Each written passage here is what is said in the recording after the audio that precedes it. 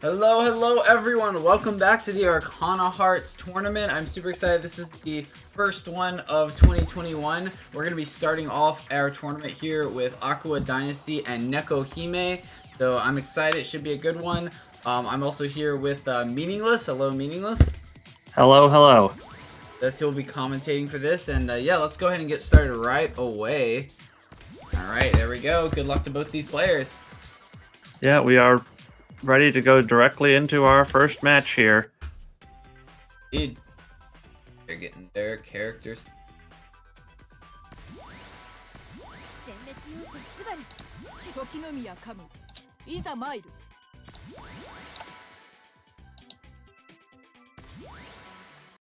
Alright, good luck to both these players.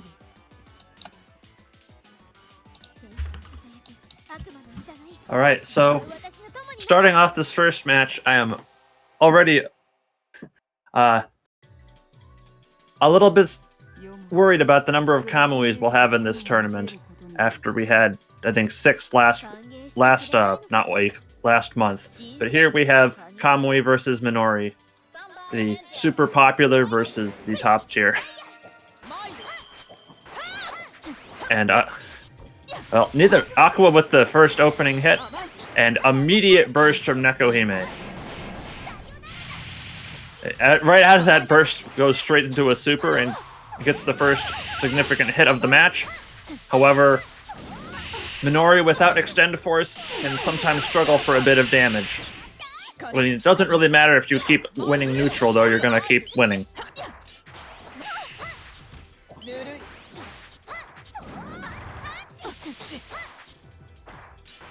Stagger pressure. Okay, first real opening for Aqua here, but that's gonna be game, or at least the round. So Neko Hime takes round 1. Still doesn't have burst back. Didn't really manage to build much meter that whole round, but it doesn't matter if you keep getting hits and you keep converting to damage. Oh, catches the time backdash and Aqua gets the punish there. Here's a full Extend Force combo, doing 30% damage.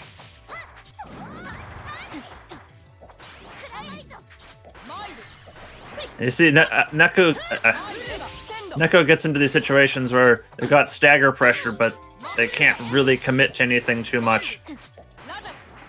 Now Extend Force is back, so they could Extend Force cancel, and like right here, this is going to be big damage.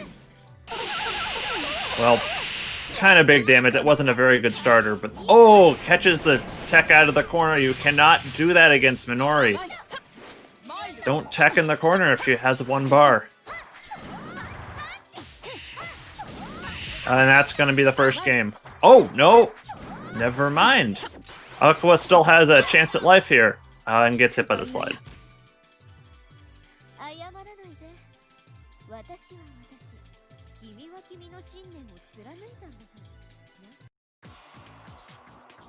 And in that match, Neko just kind of...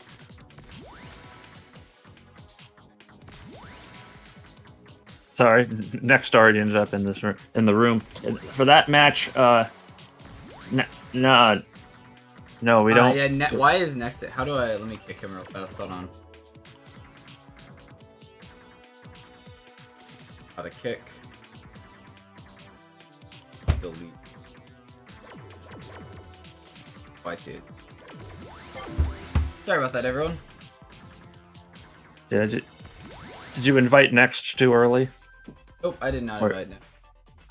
Oh, they probably just chose join in game or something. Not quite ready yet. Alright, so side swapped here, still same characters, still same Arcanas. Anyway, in that last match, Neko just kind of kept winning neutral and kind of kept getting hits. We didn't even really get to see some of Minori's amazing abilities, like just super out of the corner is super hard to punish and get you out of bad situations. Or Minori's standing B amazing anti-air move. Instead it was just Neko looking like the better player as well as using a great character. First hit doesn't really convert to much. This, well, that was a couple hits straight into super, but still good damage, because it's Minori. And here's a full extend force combo from Aqua. Gets the setup with the time ball, forced backwards into the time ball. Oh, and forces a burst.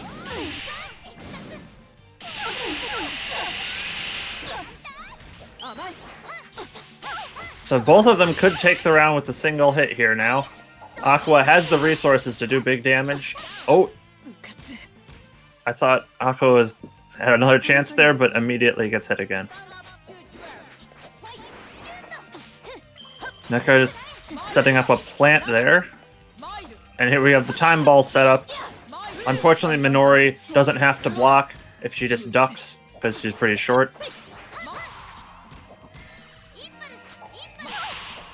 Oh, and there's the big flower on Wake Up. Really hard to deal with, you kind of just have to block those. But good combo here. This is one hit away from death for Aqua. Aqua really should be taking this round. And gets it with the projectile. So here we are in final round. Aqua has a bit more meter. Aqua has taken Nekohime's burst, but I don't want to make it sound like this is Aqua's game. Neko, you can't do that. It's really dangerous to be there fighting Minori. She just can super you. That's just what happens. Like, now this game is tied in terms of life. And this won't really kill, but I mean, one more opening in a couple seconds, and this will be Neko's game. This is not gonna kill, this is gonna be close. Opts to back off for a setup, and now Neko has their burst back while Aqua already used it. And this is no.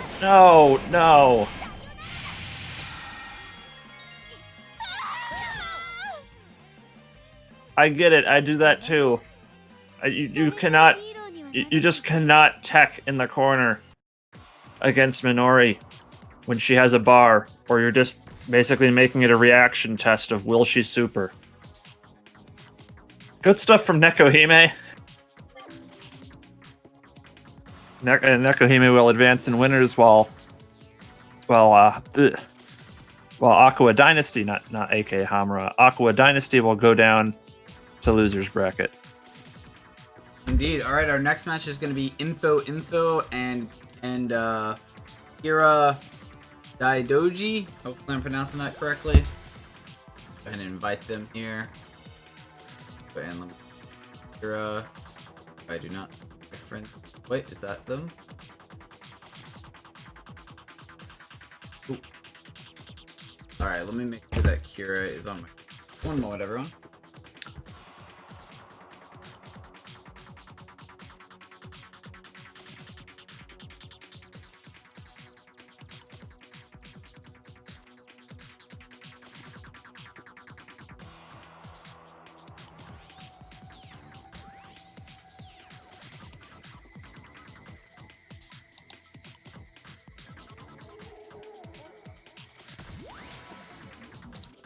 Alright, Kira is Omni broken on the team, so I am fighting them now. I'll be in shortly.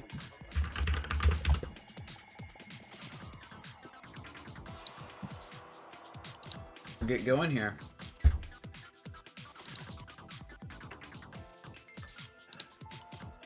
Alright, so Info versus Kira. Now, I don't know what character Kira is gonna play, but with a name like that in a game where we have the character Kira, I'm just gonna guess that Kira is gonna play Kira. And if they don't, this is gonna be a sort of weird match to commentate. Well, it would be even weirder if Info picked Kira and Kira didn't. Looks like they're having a little bit of issues joining. Okay, we got Info in here. It does look like we're struggling to get her in. Hopefully we'll get her in shortly. I think Kira's just gonna restart and then As soon as I can. Of course, good luck to both these players.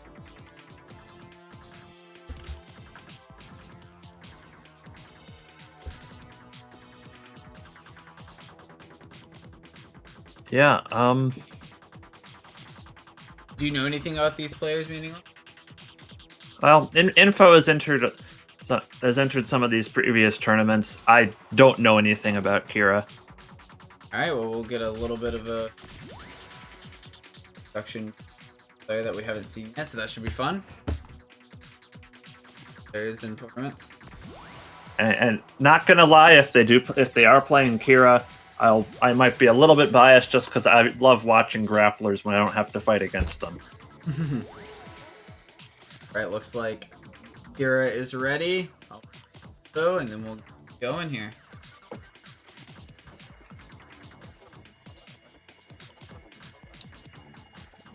Why Go is not readying up.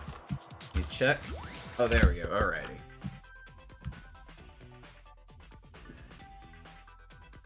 Alright, so we're gonna see Info's Heart versus Kira's Kira. Good, I can just say Kira and they'll know what I mean. So we got Blossom Kira, and Blossom Heart. So both of them are gonna have some very fast burst recharge and not particularly great meter gain. But perhaps more importantly, on Wake Up they'll both be able to throw out giant flowers for Oki and force their opponent to block instead of trying anything funny.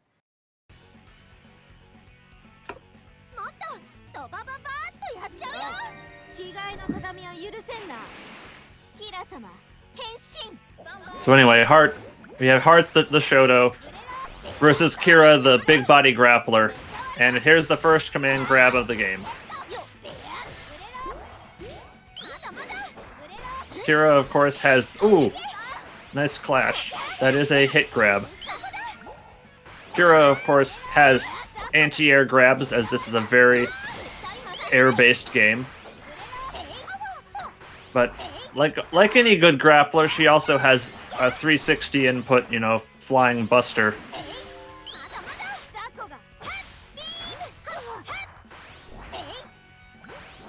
And, there's just another going directly into grab. Ooh, nice combos with the flat. Seen that loop before.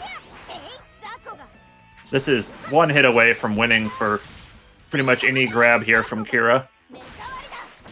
Oh. Well, that worked anyway. I thought Kira had screwed up there for a second and accidentally homing canceled along the ground instead of into the air, but that's still converted because Kira has some big buttons. Here we go, the flower loop again, and it puts out, pressure if you try to tech out of there. That's a good setup. Okay, and here's our first big damage command grab, and there's the super. This isn't quite gonna kill, but and then just sweeps the leg. That is a low, even though it hits their entire body. Game 1 to Kira with a perfect.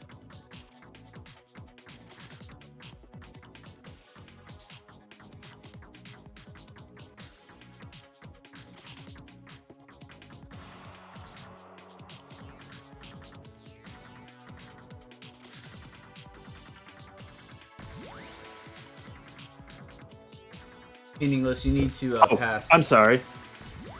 Yeah.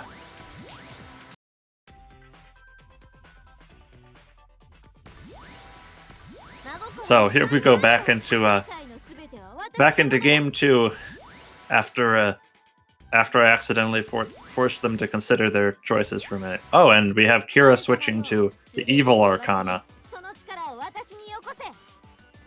Not sure if this is particularly good for Kira, though you can also just with evil you can just sort of teleport above them and come down with a giant body splash, so won't say it's bad for Kira.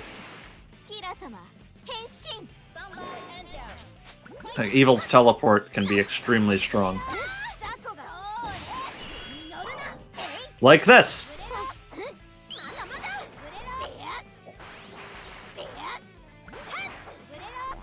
Just see big moves here, and forward guard cancel into the grab from Info. That was kind of nice, but didn't end up getting much damage off of it.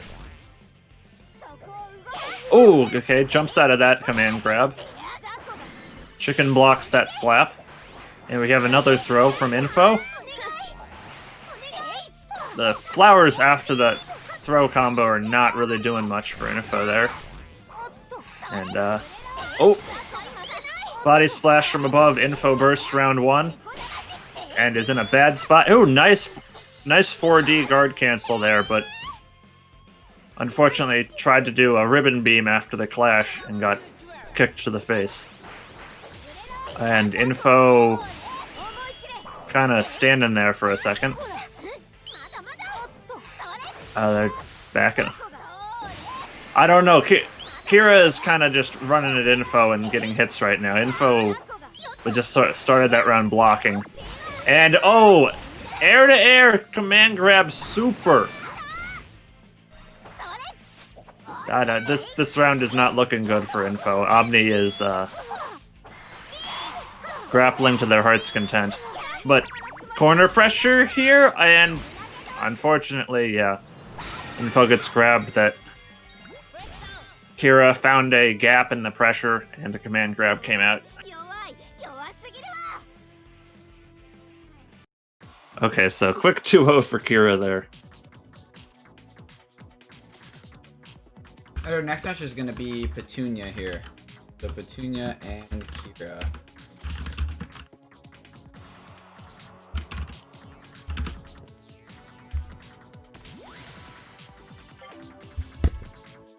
Okay, so oh, well, Kira just left. Don't worry, But, I just let them know. So I'm going to go ahead and get we'll get him back. here, and we'll also hit Kira.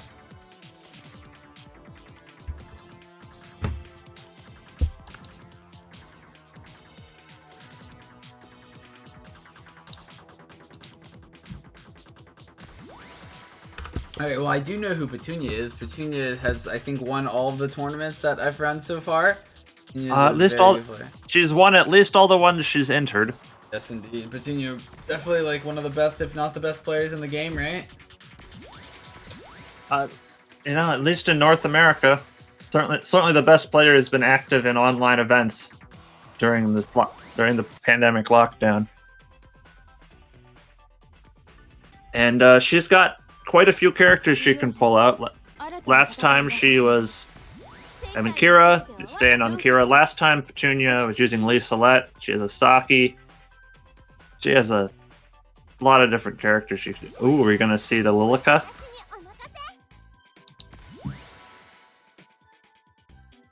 Yeah, so we have Time Lilica. So this is an insane combination of characters. The Time backdash is incredibly strong for its after image it creates, and Lilica also really loves forward dashing and backdashing because she has Rekka specials that you can only use during a dash.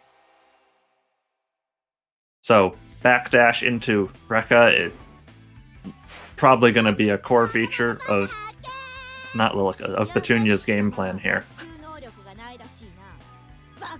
And it'll become a question of whether Kira, with all her big buttons, can even catch up to Lilica here. Well, big body splash coming down.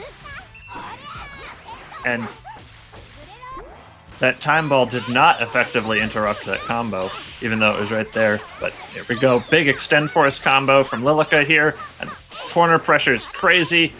No chance for a command grab out of that because Lilica is just jumping away after each hit.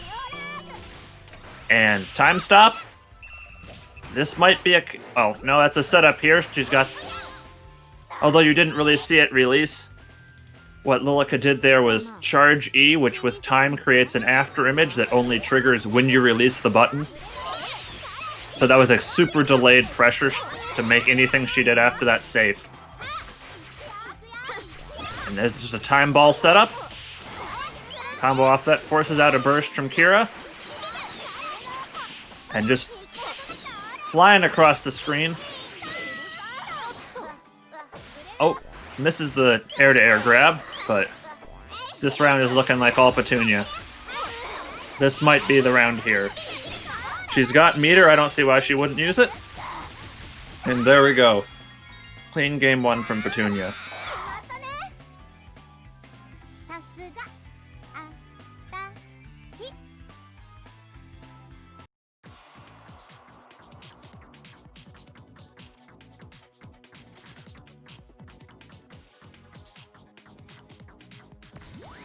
So, I mean, Petunia, we call her the top seed for a reason, and she's good at playing fast. Sometimes, you know, you can just... Sometimes in a game you're playing against someone better, you can just feel completely overwhelmed by pressure. And we have a player who can play really fast playing a character who moves really fast. This is, not gonna lie, pretty tough for Kira.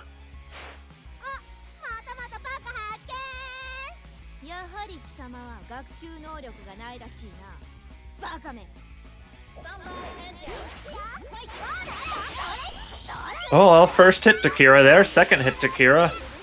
Did not get a combo off of either of them, though, and is forced to burst early on. Here's a good combo here, gets the flower loop. And still gets the setup. Body splash. That was a good start from Kira. Oh, forward guard cancel did not work out there. Don't know what they tried for, but Olka has some fast buttons. And gets the time freeze. Time ball setup. Extend force going around crazy. But, you know, Kira finds the hit. Kira takes the first round.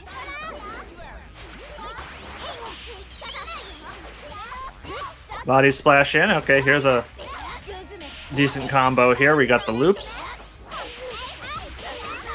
Now Petunia's turn. Another burst.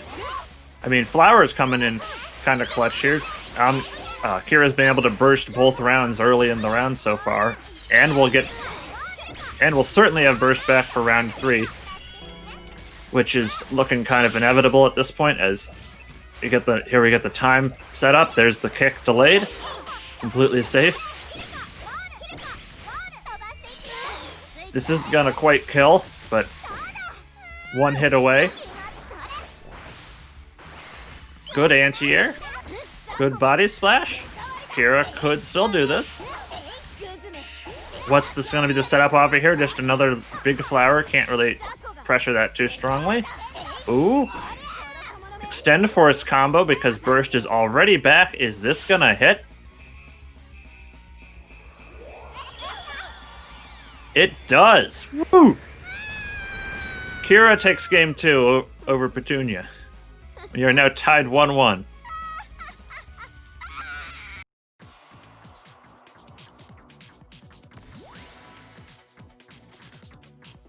I would say that's a bit of an upset. Even if Kira doesn't take the whole match. That's interesting. I mean, I found that impressive. That was...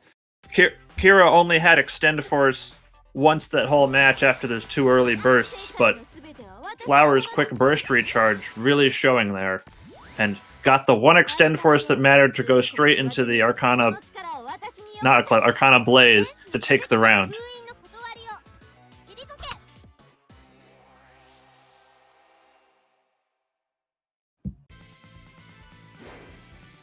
So we'll see if Petunia can fight back here. Kira can continue to throw her around like a sack of peas.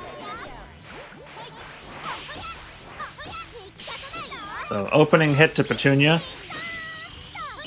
And fly back up for a reset? No, that time ball, once again, is a little too high. Not quite on ground level where it would interrupt the combo. Okay, time ball setup. Forced to block, gets the combo. Gets the time stop. Gets in a couple cheap hits. Time ball down on the ground. Yeah, I can't just body splash down there with the time ball. Time ball setup again? This is Petunia's round.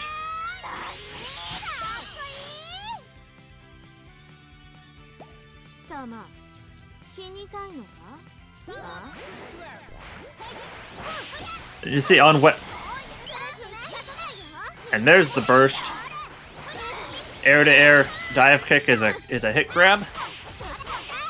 And we're in the corner. But good decisions by Kira there, fighting out of the corner.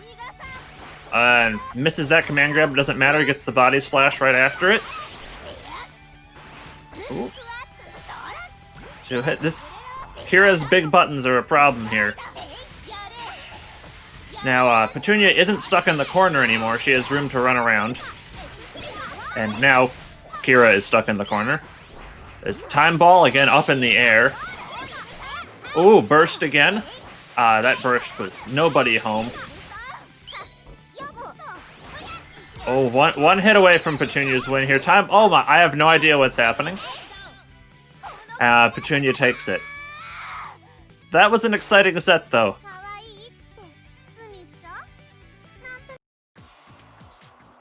You saw us, especially in that first round of the third game, that Kira had a hard time doing anything.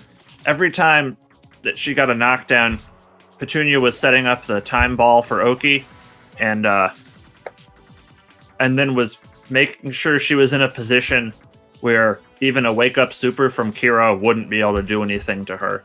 Like, obviously don't want to be directly on the ground right next to a grappler on wake-up in any game. Don't want to be diagonally above Kira, so she can, jumping super at you, sort of like Minori. But Petunia was not in those positions, so she was getting Oki on wake up because with the time ball there, Kira was just forced to block. And then was getting hit by, a four-way mix-up, flying in, potential cross-up high-low. All right, so next up we have Hubi versus Next. Indeed. Next, 2267. Yep, we also have Petunia being one of our top 8 players. So done to them. Yep. So, to get to this point, Next beat Max Suarez off stream. Oh, I'm sorry, I need to pass again. So now we'll see if Next can continue their run. We have another heart, and we have Hubi's Angelia.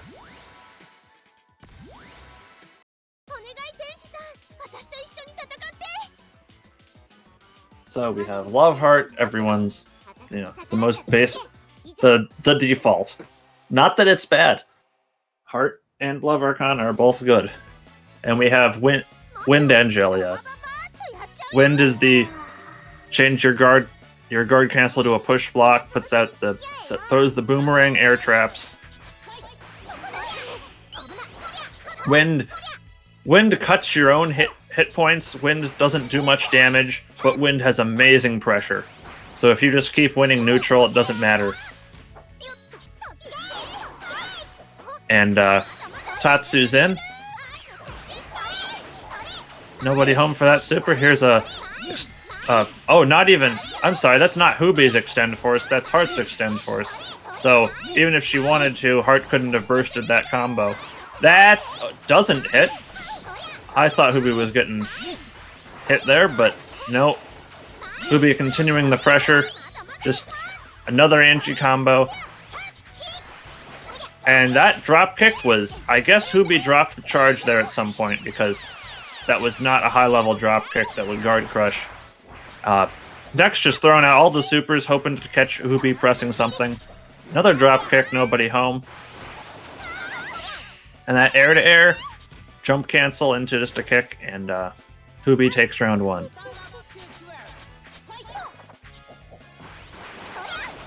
So far, Hubi's whole air-to-air and approach has just been jump C every time, the halo around Angelia. But so far it's been working, so no real need to change things up yet. And here we go, another combo. Sparkle pressure for the reset, making it hard for Heart to do anything. Hubi is 0-for-3 for drop kicks so far. See that guard cancel, that push block there? Another meterless combo here into a reset for Hubi. Another blocked extend force from next.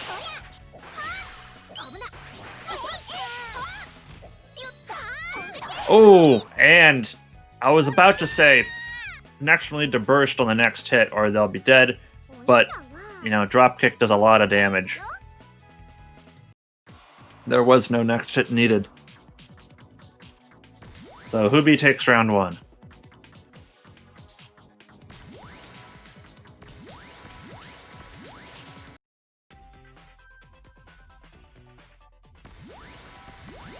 I'm not really expecting any change from either player here.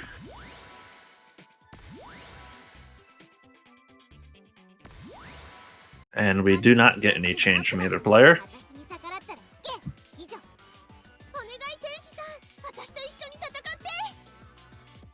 Let's see if Hubi is a little bit more accurate with drop kicks in this round. Although, despite being only 1 for 4, the one drop kick that landed did take the game, so I mean,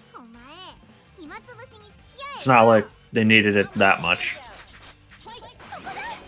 Starting far away, Heart throwing out projectiles. Oh, and a nice reflect to bat that projectile back at Heart.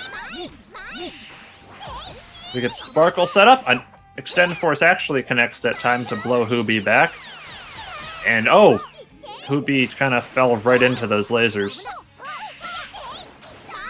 But Hubi with the first real combo here, and same Oki setup. Well, actually slightly different. Throws a boomerang that time.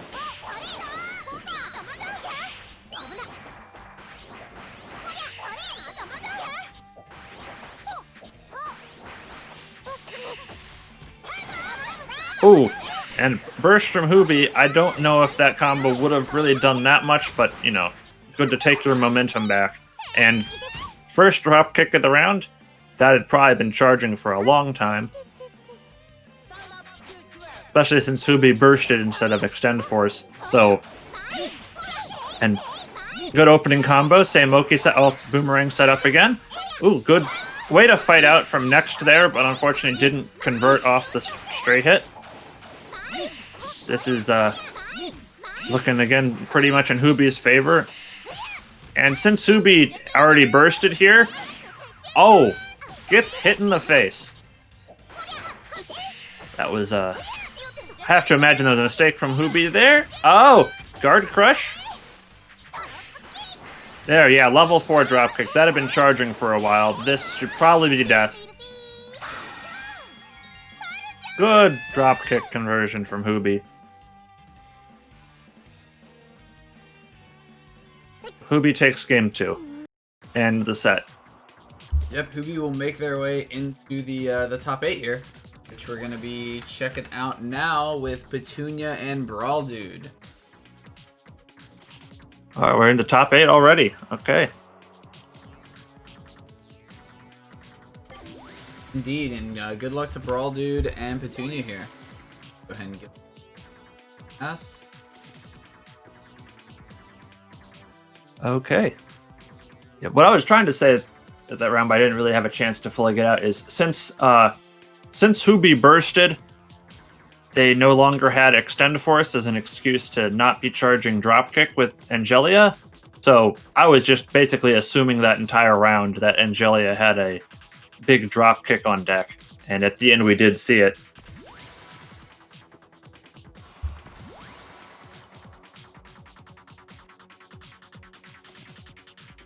So yeah, we'll have Brawl Dude versus Petunia.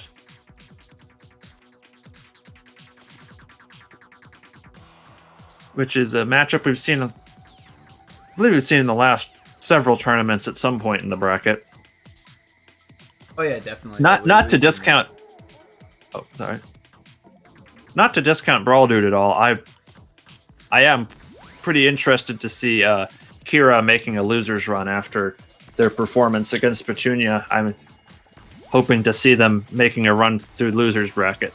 Oh, definitely. It'll be a very interesting year because I mean, Kira was actually able to take a game off of Petunia, which very, very interesting. So it'll be interesting to see if Kira can maybe do a full comeback from losers. You know?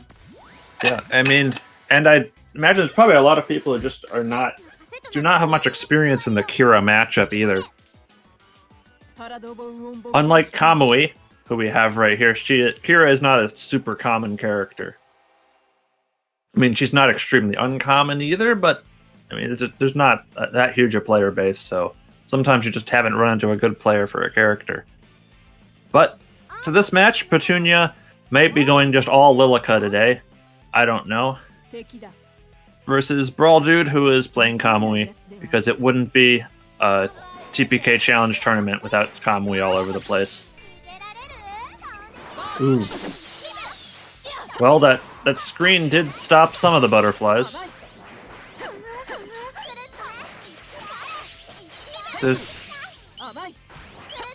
Anyway, we see Brawl Dude's coming with Mirror here, which is good to just stop movement as being a constant hitbox hanging in the air.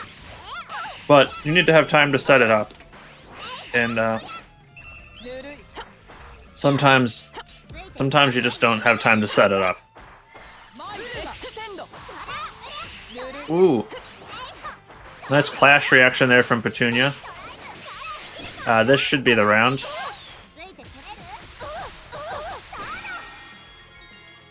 Sorry, at the start of that match, it seemed like it was a bit laggy there for a second.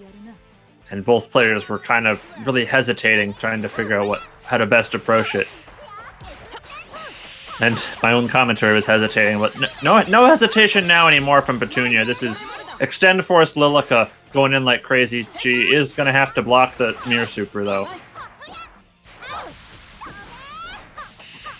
Alright, was he going to see Time Super here? Nope. Okay, just follows up in the air. They both end up falling back to the ground on completely opposite sides of the screen. And Petunia's pressure just coming right back up. Fortunately, hit the time backdash there instead of Lilica herself. And another trade. Okay, Brawl Dude has some life. Here, I think that had to have been a misinput, right? Yeah. Okay, Lilica with the not Eclipse, Time Blaze to return. You know, Zawara though, time is stopped.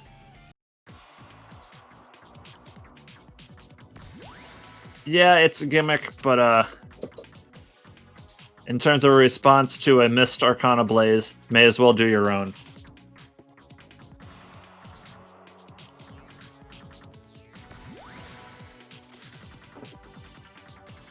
Can you pass Meaningless? Sorry, I'm missing every pass.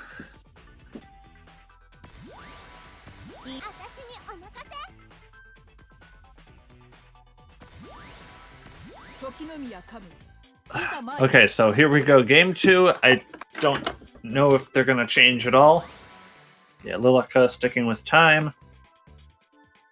We're going to see maybe something other than Mirror from Brawl Dude. No, we see Mirror again.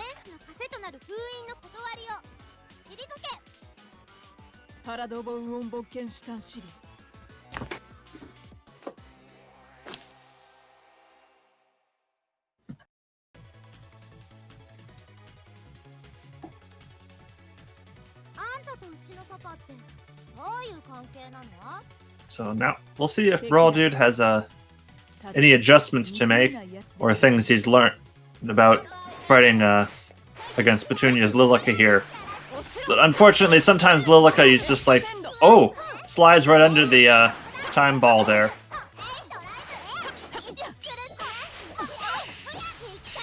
Lilica just sometimes it's very difficult to deal with because you have to be good at dealing with fast pressure, and sometimes just like sometimes it's hard, but I mean sometimes it's hard to deal with any character. I mean, I feel like I'm really discounting Brawl Dude way too much. They're one hit away from taking this round. Set out the mirror and come in with the jumping slash, and that's the round. Mirror sitting there. Mirror above, projectile below. Gets the first hit of the round. But now here we have Extend Force Lilica. We're looking for some crazy pressure here. Or not. I kind of expected more out of that extend force from Lilica there, actually. Instead, Brawl Dude again has the health lead. Another suit. Oh! Bursts through it to not take the damage. Mir coming in just in time. Is that the round? Oh! Yes! That was few enough hits before it that Super wasn't scaled too much. And Brawl Dude taking a very quick game, too. We are once again at 1-1. But either people have learned Petunia's habits a bit more, or Petunia's Lilica is bleeding a bit more than her other characters.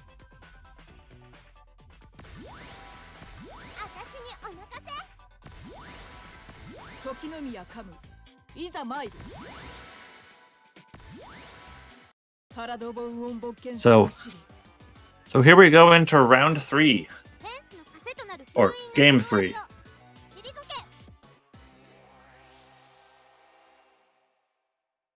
Still the same. Still the same characters, still the same Arcanas. But once again, we are tied 1-1.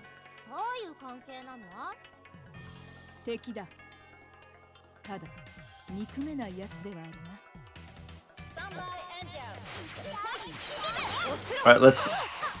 Oh, well, Petunia gets the opening hit this time. And stagger pressure in the corner resets. There's the time freeze. What's the setup here? There's the time ball. There's the after image. There's another after image. There's just repeated pressure in the corner. Petunia is working on a perfect here. There's another time freeze. There's the time ball. Oh, but I have no idea what Lilica was doing there. This is a perfect. And a dramatic response from Petunia there. I don't think she liked losing that second game.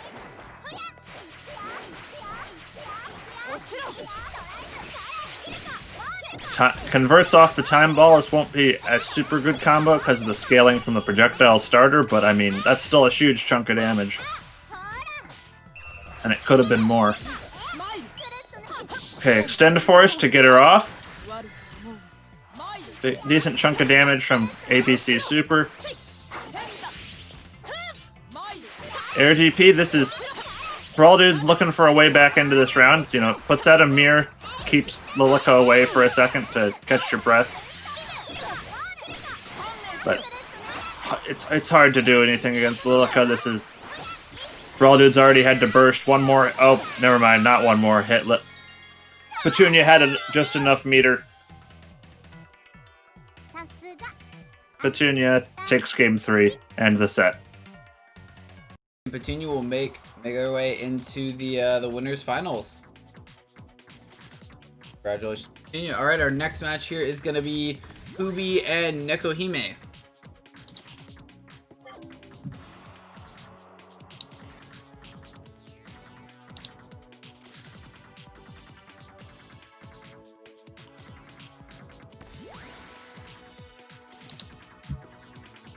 Right, Hubi would probably be Angelia again.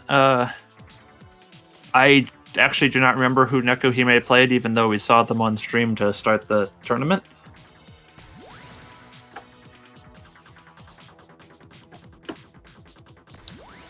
I should remember that, but I do not.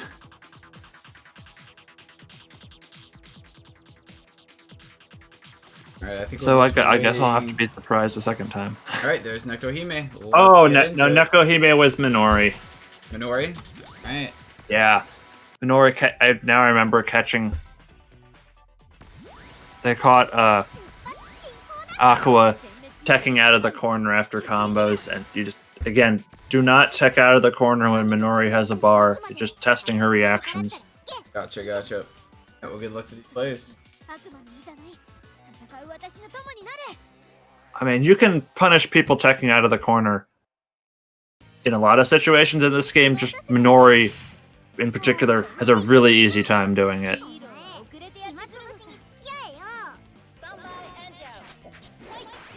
Alright, so Hubi coming in with the jump C. Once again gets the first hit and overshoots too far to actually get anything off it, but using a lot of Tatsus there. And gets the first real... Oh, no, does not get the first real combo. Neko will burst immediately, but Neko's using Flower, so it'll come back fast. Okay, we get Sparkle Pressure here. Yeah, can't do anything on Wake Up. You saw Minori got tagged by the Sparkle there, allowing Hubi to get more pressure. And here we go. Third full combo with the Sparkle Pressure again. And Minori finally gets a good hit here. Does not spend resources to do anything off of it. But will super off of this one, and does not have bars, so Hubi was safe to tackle in whatever direction there. Well, safer at least. And Hubi one hit away from... There's the drop kick, but was not high... That drop kick was not high enough level to just take the round outright. And Minori shook out from the stun quickly. But Hubi took the round anyway, but, you know, good shakeout from Neko. Now, Hubi bursts early this second round.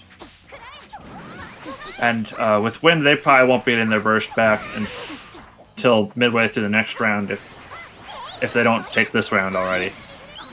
And meanwhile, Neko gets their second burst after getting off an Extend Force earlier.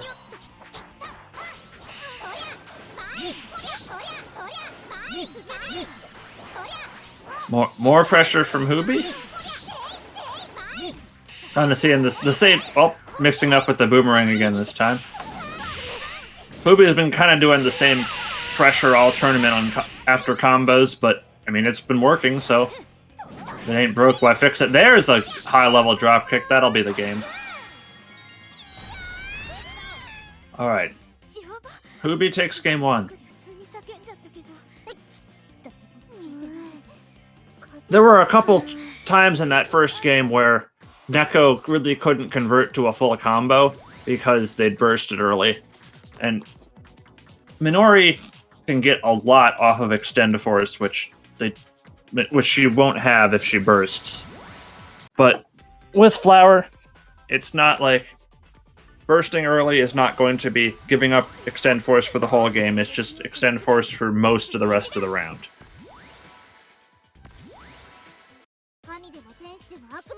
Yeah, you use the burst to get a chance to win that round, and still in the next round you'll probably be able to do Extend Force combos again.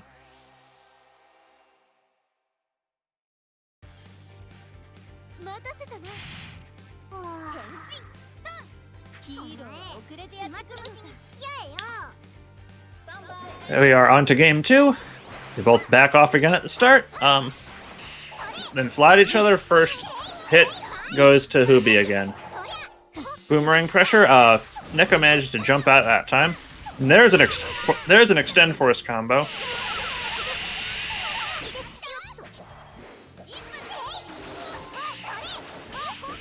Nice air-to-air combo. Oh, and using the Wind's fast drop to immediately get pressure back on and get a second combo. For that pressure there. And Neko kind of just had to hold that until they got a bar back to guard cancel.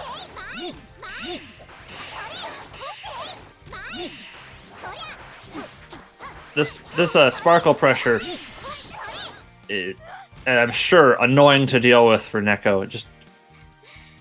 They can't really press anything on Wake Up. Or there's just another little Sparkle sitting there to hit them.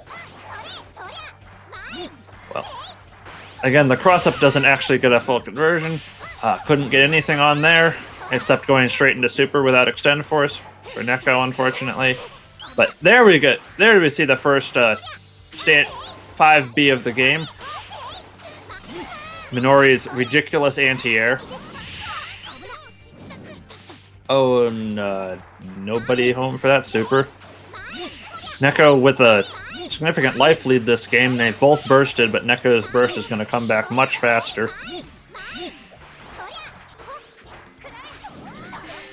Oh no, there's a drop kick. That's going to be game. Didn't even need the Super.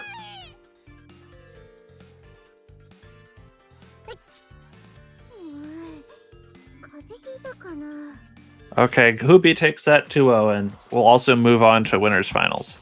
Oh, well, no, we're actually going to be checking out the losers top 8 first before the winners finals. But we do know who is in the winners finals, being Petunia and... All right, so what?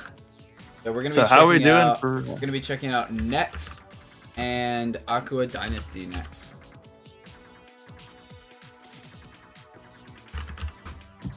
All right, let me go ahead and get them invited in here real fast. All right, so we saw both of these players on the stream earlier. Aqua, the first match of the day, losing to Neko, and Next losing to Hubi. So kind of still exploring the same half of the bracket here.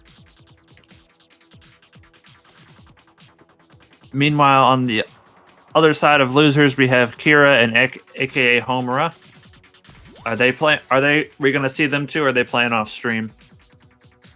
We should be watching them too as well. Yeah, after this Alright, match, we'll check them out as well. All right, more Kira.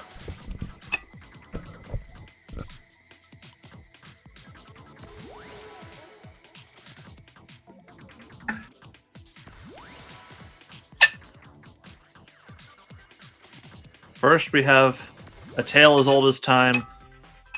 Pirate King tournament matches with a Kamui in them. We were not overrun by Kamuis this month. Not this month, but yeah, I love Kamui. I think Kamui is probably one of my favorites. I mean, it's a samurai. Gotta love the samurais. Also, Kamui reminds me of Kill La Kill, so yeah.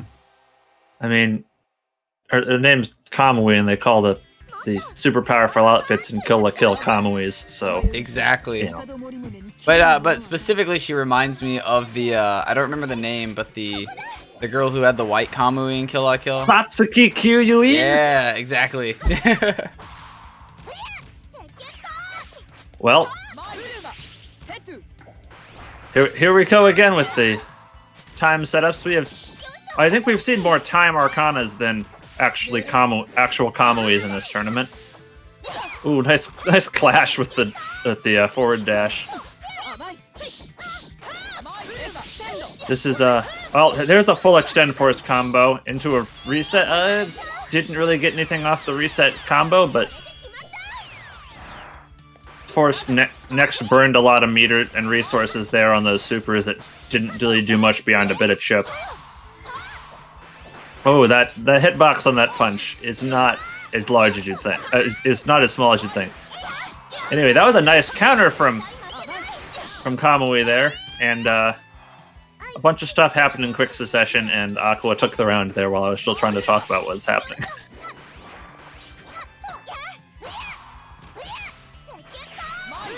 Oh, hits the time backdash instead of Kamui. Now here's a second extend force combo. Didn't get the setup out in time, and gets kicked in the face. Nice 4D to avoid that. And one hit away. Yeah, dashes back, slashes forward. Aqua takes game 1.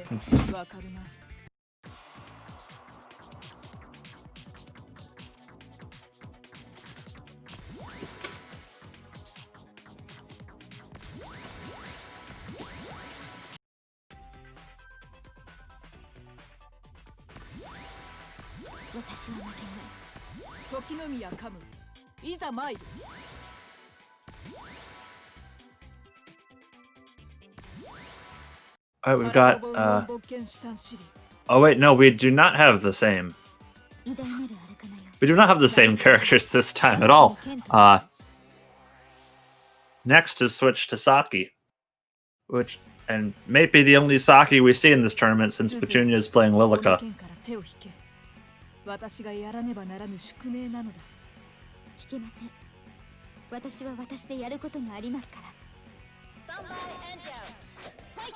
So another respectful back-off start. Still throwing out the love projectiles.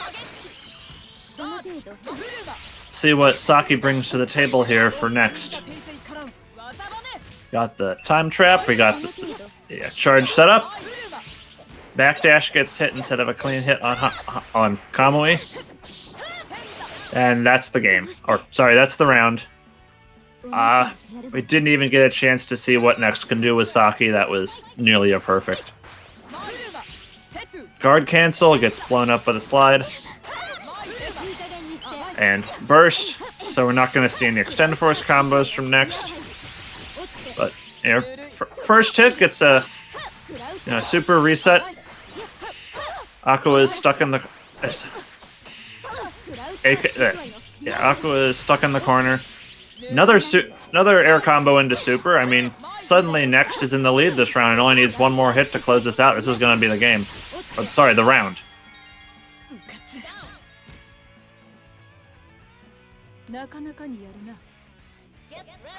So, good round from Next there. Just basically got 3 openings and 1 from it. But, speaking of getting just a couple openings, now Saki has the charged sword. She took off 40% damage. Sort of waste the charged sword on the slide. But full air combo into super. She has extend force. She has nearly 2 bars a meter. Next hit for Aqua Dynasty is probably going to be the winning hit of the game. Okay, just gonna have to block that. That giant love blaze is air unblockable, but it. But Next didn't really get any particularly good block pressure or anything off that otherwise. Because it doesn't actually make you block for all that long. It's only 1 hit. Alrighty, our next match is going to be aka Hamura versus Kira Daidoji. Yeah. Unfortunately, I sort of wanted to see Next do some more Saki stuff. Because the one round where Next actually got to play in that game, they did pretty well. Mm-hmm. Oh, where is Omni at?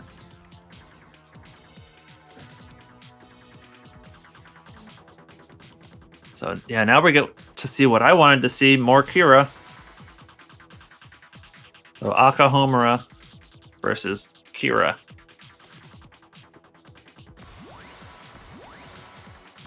Oh, I accidentally invited the wrong person. Whoops.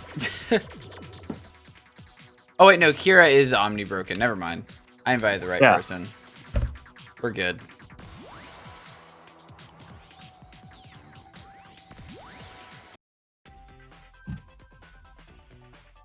Right, so I'm assuming Kira is going to continue to play Kira.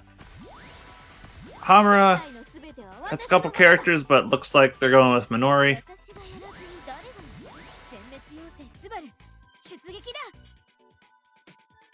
So we have the small annoying character with the air-to-air, with the obnoxious air-to-air grab versus just the larger character with all the grabs.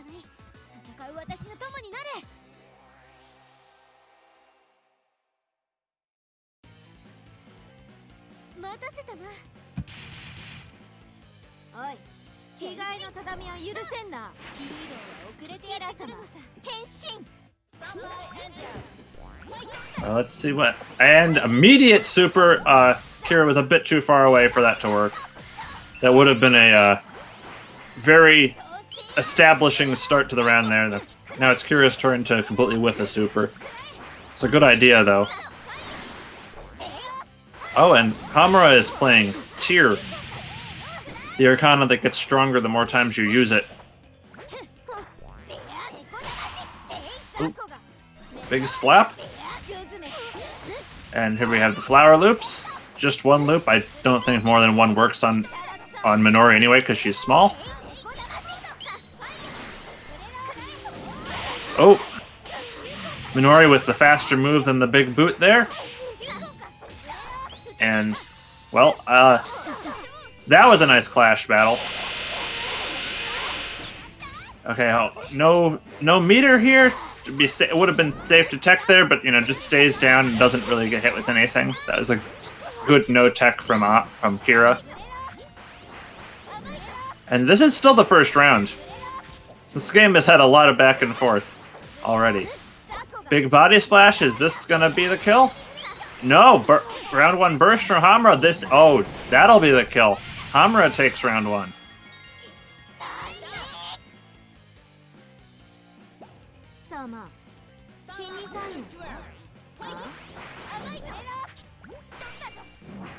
Another just kind of super out of nowhere. Again, does not connect. Nice air-to-air grab. Tier pushes Kira into the corner, and now we have the first non-combo command grab out of Kira. Ooh, nice 4D backdash there. Drags Kira to the ground. Hamura, ooh, that super did not hit. A little bit off.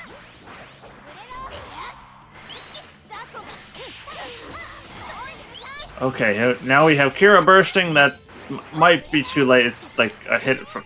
Kira is unfortunately a hit from death here, and that's going to be it. Hamura takes round 1, or game 1. I keep mixing those up.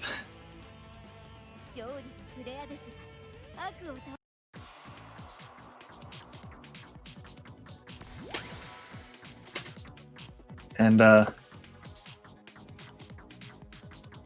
sorry. And Minori is saying Aqua. But in the victory quote, but we're not watching Aqua, this is Aka. We already watched Aqua Dynasty.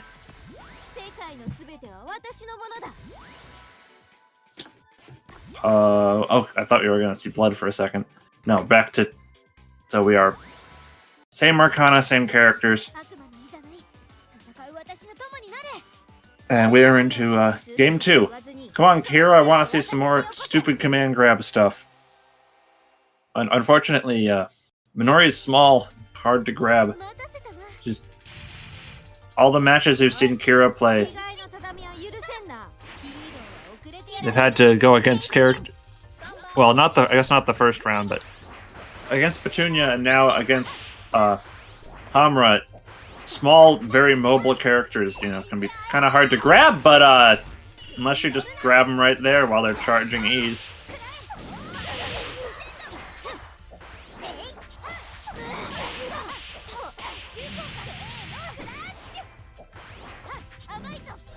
Okay, another good no-tech from Kira there. Extend force, loops. We got loops. 3 loops. And the boot. Big slap, is this the game? Sorry, the round, I don't know how I keep missing those up. Yeah, okay, there's a round for Kira. Big body splash coming in. Big boot. I mean, I don't know why I say I'm big. Every one of Kira's moves is big. And here we have a full, well, what would have been a full extend force combo. Not quite there, but, you know. How do you deal with the big body splash from above? Just super. That was a interesting super, like, safe jump setup out of there, but kinda a waste of meter and got command grabbed right after. So it didn't turn out very well. That won't kill, but for Hamura is a hit away from winning the round. No tech, or rather, no, you know, just stands up instead of, yeah, once again. Kira's doing a good job of not getting hit by Minori, just doing crazy supers. Unfortunately, still got hit right after that one anyway. But it can just feel so demoralizing to get hit by Minori's super sometimes, because it takes forever. It's got to be slammed into 1, 2, 3 walls, dragged all the way down.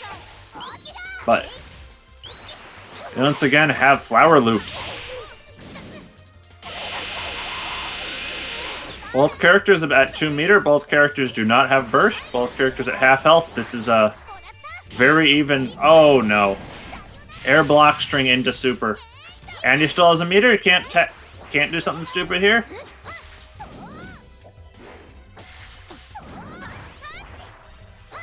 This is, oh, never mind. Yeah, Kira just got burst back and immediately has to use it. Still nobody home. Kira is very determined to not get hit by those. Oh, burst from Hamura too. That's not going to hit. Ooh. Hamura still takes it anyway, but Kira was doing a very good job of not getting hit by really stupid Minori stuff for that whole set. But unfortunately, that's not enough to take the game. It's not enough to take the set, and Hamura advances. All right, well done to Hamura. We're going to be checking out our winners finals now with Petunia and Hubi.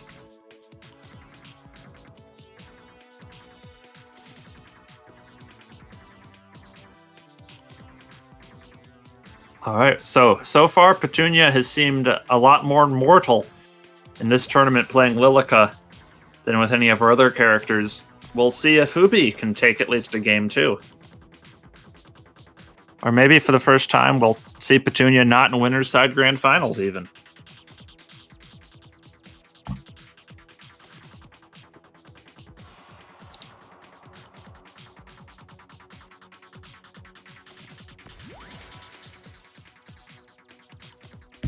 As soon as Petunia gets in here. Yep, I'm just resending the invite. Sometimes it takes a few invites to get everyone in. All right, there's Petunia. Well, let's do it.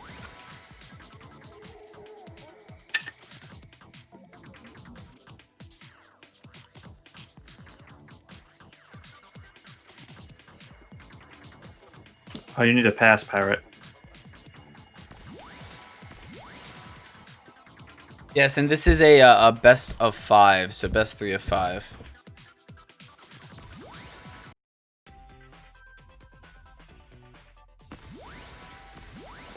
All right, let's see some Lilica versus Angelia.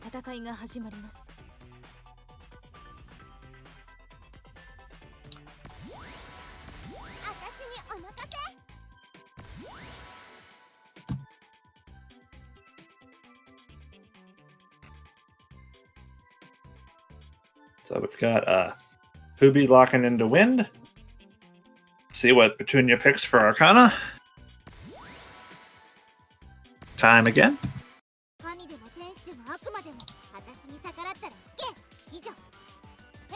I kind of want to see how Lilica might deal with Hubi's standard sparkle pressure after combos.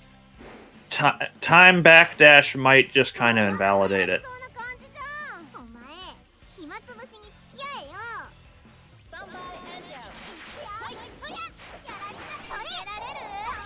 Okay, so immediate super at the start to get out of a situation from Petunia, and then finds a hit right after it, so it was worth it. Don't know about the wisdom of Hubi fast dropping directly into that corner there. But, you know, that was 10 seconds ago at this point. Petunia is just running at Angelia and beating her up. Okay. Finally a hit from Hubi. And, well, at least in the corner, Petunia did not seem to have a quick way out of that sparkle pressure. Ooh. The natural multi-hit of that jump C will beat out that clash. But Petunia takes that first round anyway.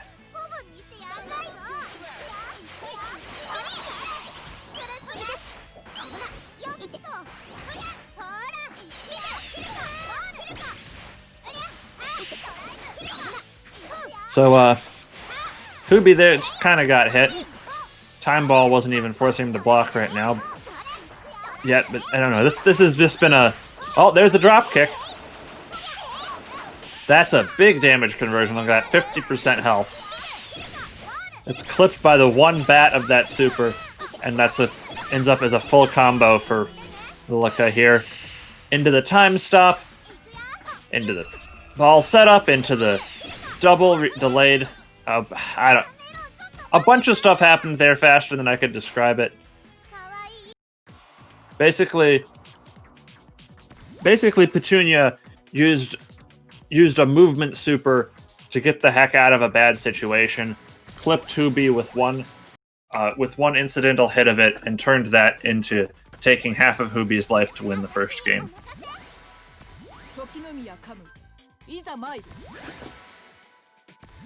And Hubi is switching to Blood Kamui.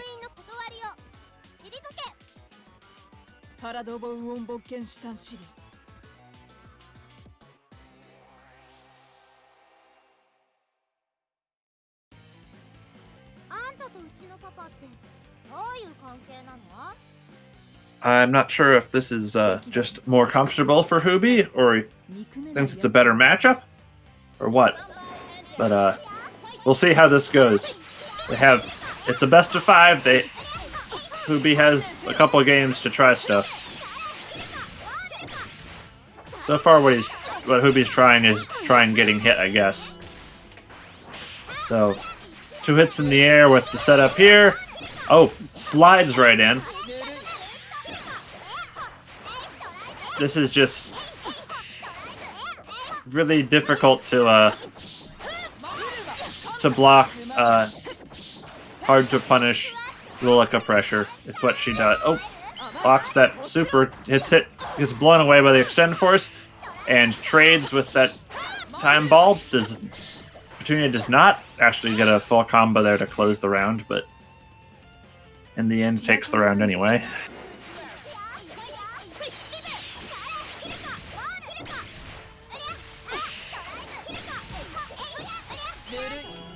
Oof. Oh!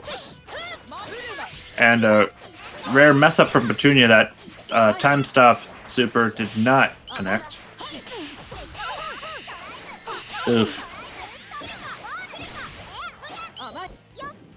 Lilica, hits with a bunch of stuff. Sorry, I have a hard time commentating what the heck Lilica is doing.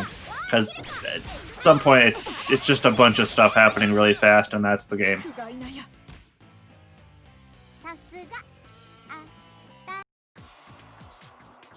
Yeah, unfortunately, Hubi did not really get a chance to play much there. I don't really have much to say.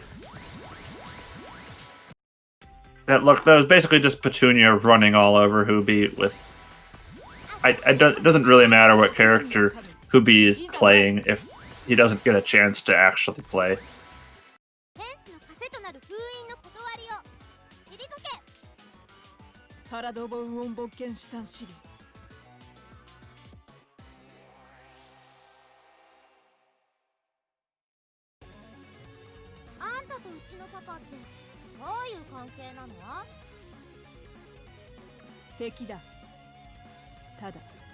Well,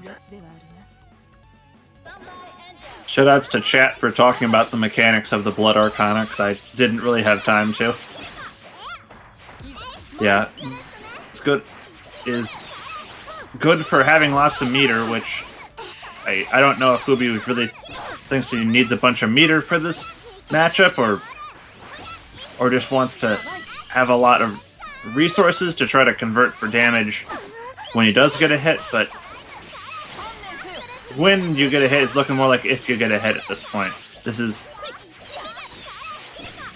still very similar to the last game, and Lilica is just running all over Kamui. 3 dive kicks in a row. Doesn't matter if they don't really hit, there's still pressure, and a nearly perfect first round for Petunia.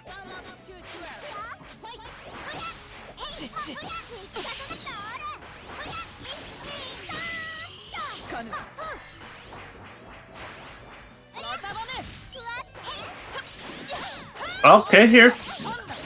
Hubi is getting a chance to play. Full combo, blocks the super. Oh, clash, and Hubi loses the clash. Hubi's back at neutral here. If Hubi survives for a little bit more, they'll get burst back. They're not going to get burst. Oh, Petunia drops the combo. Oh, Petunia is forced to burst. And with 97% burst back, Hubi is killed. And that's winners finals. Petunia takes it 3-0. All right, Petunia is going to make their way into the grand finals. Congratulations there. We're going to move on back to the losers top 8. and that's going to be Brawl Dude and Aqua Dynasty in losers quarterfinals.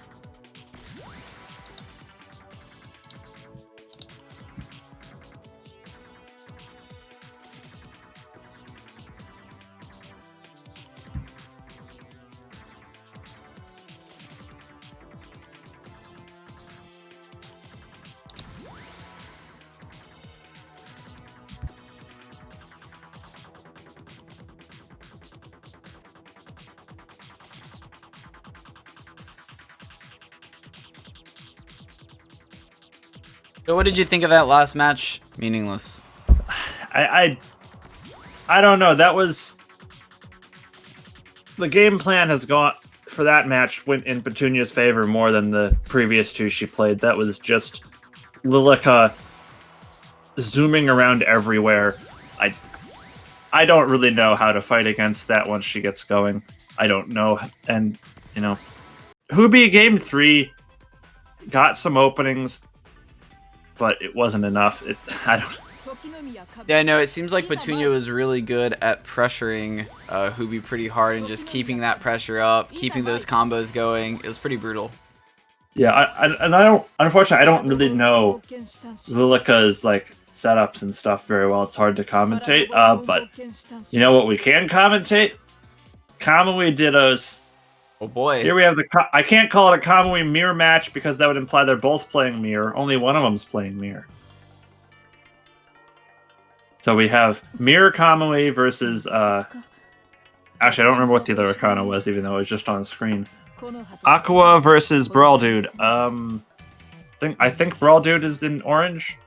Yellow? Yes. Brawl Dude in yellow, Aqua in default dark blue.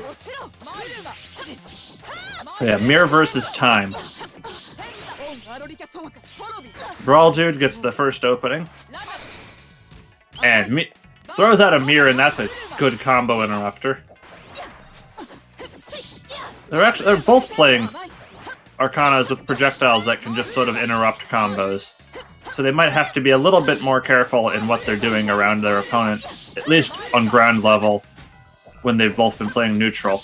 Yeah, there's the time ball for the interruption. This is gonna kill, but they're both an opening away from a kill.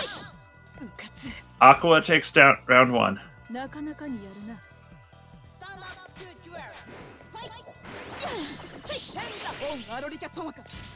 Super does not connect. Oh, guard canceler versus the forward slash dash. Oh, goes right through the mirror. Oh, this is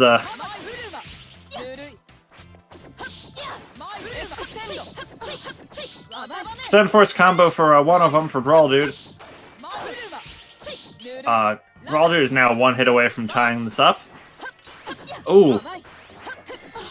If that mirror special had connected, that would have been nice. Okay, mirror super there forces Aqua to block. Throws out the mirror and catches the other Kamui's toes. We're tied up 1-1 in rounds. They both have a good amount of meter. They both have their burst. This round 3 could be either really fast or take quite a while. Aqua with the clean opening gets instead of getting a particular pressure setup, gets the sword install. Uses the sword install to slam Brawl Dude down to the ground. But now Brawl Dude has Aqua in the corner. And Kamui just gonna zoom out of the corner. And back into the corner. And back towards the corner. Neither of them have bursted yet. I assume it's gotta come very soon. Like, next hit Brawl Dude has to burst. And Aqua is gonna burst right there. So Brawl Dude has a slight advantage right now.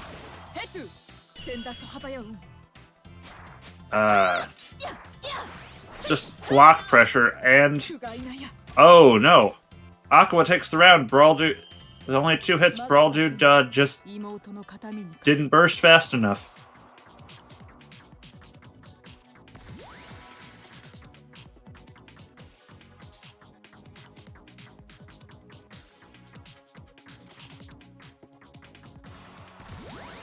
And this match can be this matchup is, you know, silly like a lot of mirror matches are. Because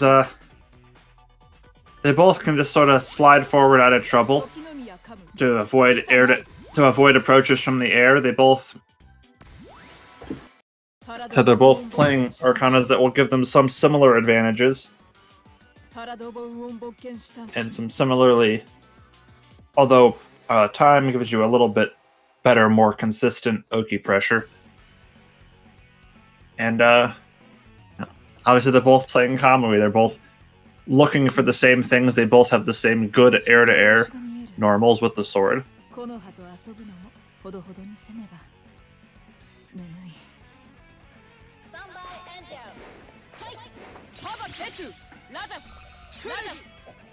Okay, so we have the sword install from Dynasty.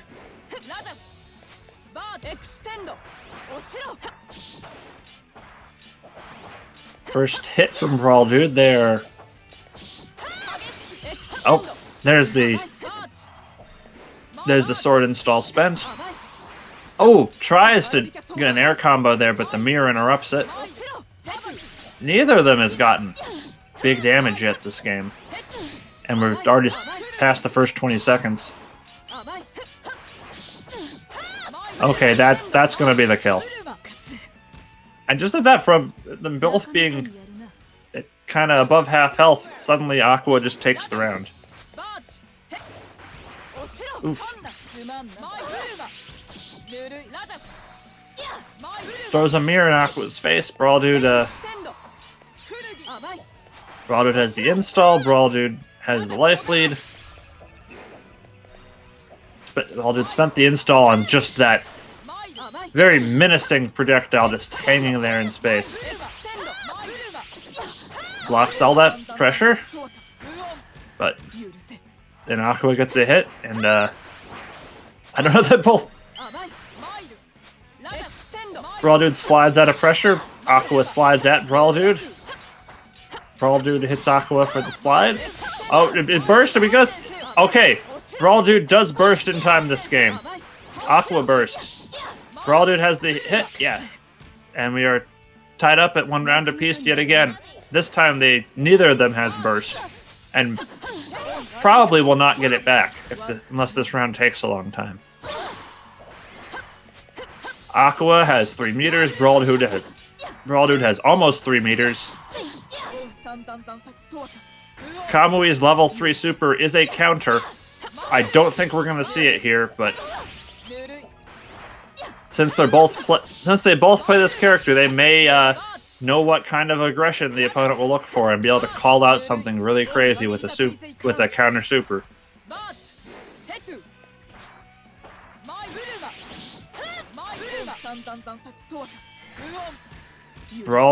Aqua's a hit away from winning this. Oh, missed grab. Is that gonna... Oh, what? Oh no. Brawl Dude's burst had only just come back. I don't know. I don't think they had time to burst there.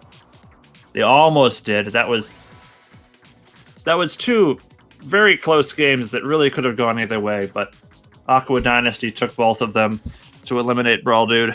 Indeed, congratulations to Aqua Dynasty. Our next match, still going to be the losers quarterfinals, but we will be checking out Nekohime and AKA Hamura.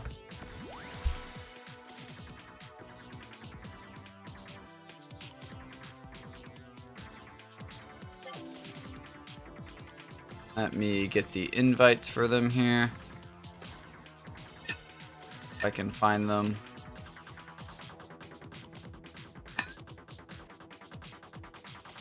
Oh, there. Okay, I invited Nekohime and I invited AK Hamura, I think. Yes, I did. Wait, did I?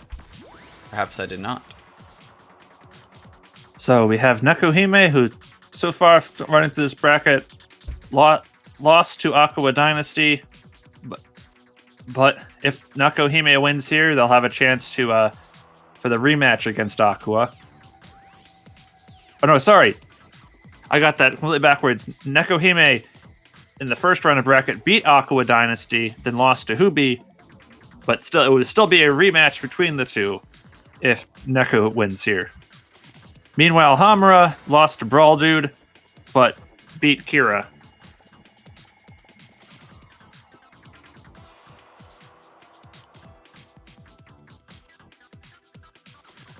Indeed, indeed. All right, I need to resend it for AKA Hamura here.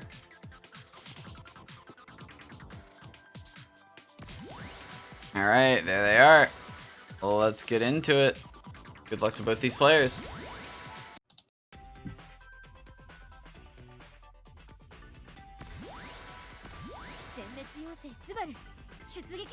Okay, we've got Neko's Minori versus Nazuna. I did not expect to see a Nazuna. We have Tier Nazuna versus Minori. We'll see, one, if Neko knows this matchup, and two, if, or just, you know, Nazuna can be a real bully. She's generally considered to not be a particularly good character, but her normals are gigantic, and she can absolutely just run over people who don't know how to deal with her. And we see the approach with Tyr. Look at this staff just flying across half the screen. Nobody's home for that super. Just throwing the staff again, sliding in with Tyr.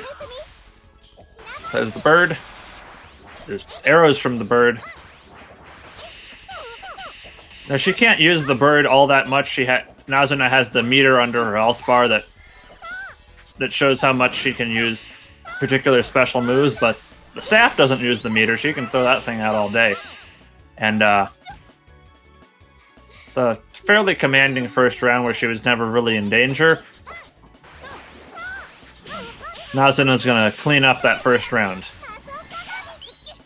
Staff super only barely hits. And there's a spirit bunny or spirit wolf, whatever that was, running at Minori there. This is, again, Nazuna is sometimes a real pain to deal with. That super again does not hit. But Hamura is, well, Hamura uses a burst there, but wow! Neko ran right into that bird projectile orb and lost all their health for it. That was rough.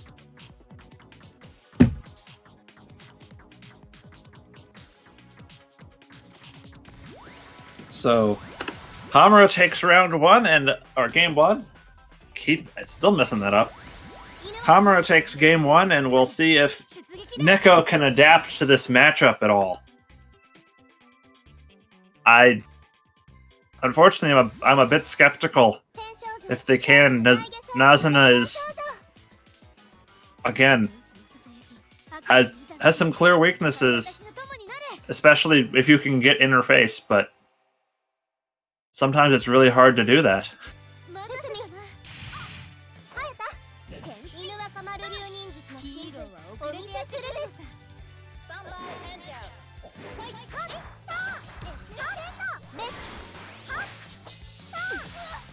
Ooh. Hamura wins that first clash battle. Gets a full combo. And Neko's gonna burst early. Again, not as bad of an early burst as with most Arcana because Neko is using Flower. And Neko actually is in Nazuna's face this time. Gets another combo into Super. Neko has the lead in this match. As long as they can keep the pressure up, which, yeah, I think that slide is a good answer. Will go right under the staff throw. Don't think it gets under tier, but I don't know. I was kind of expecting some more slides right here. No.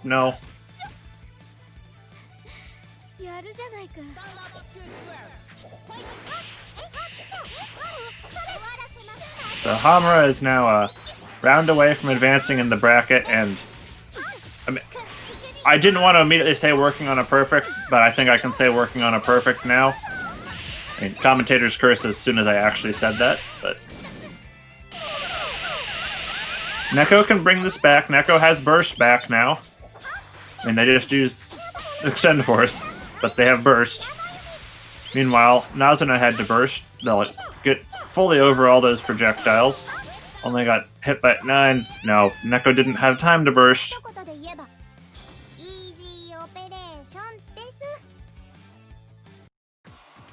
Yeah, easy operation. There for Nazuna as long-range normals won that interaction, and Hamura will move forward in the bracket, eliminating Neko Hyman. Indeed, our next match is going to be AKA Hamura and Aqua Dynasty.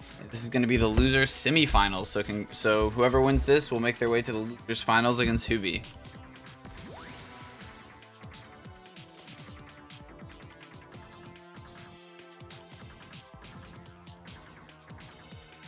Yeah, so I'm interested if Hamura is going to stick with using Nazuna. I had not seen Nazuna from them before.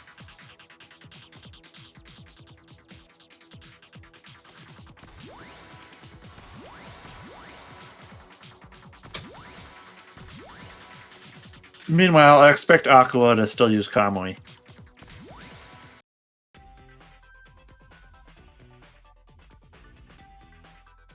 So now I'm just sort of wondering who's going to get picked. Okay, Hamura going back to Minori. Either he thinks that that Aqua knows the Nazuna matchup, or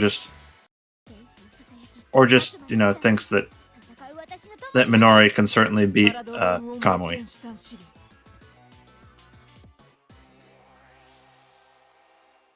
Maybe it's just the thought of, well, you can get away with doing something once, but maybe you can't get away with going through the whole bracket with it. I don't know.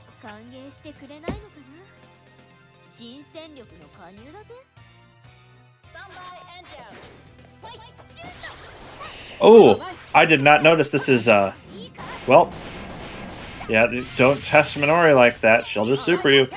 So we have Hamura playing Plant Minori, which has seeds that go onto the ground for delayed lows, and of course the get over here vine.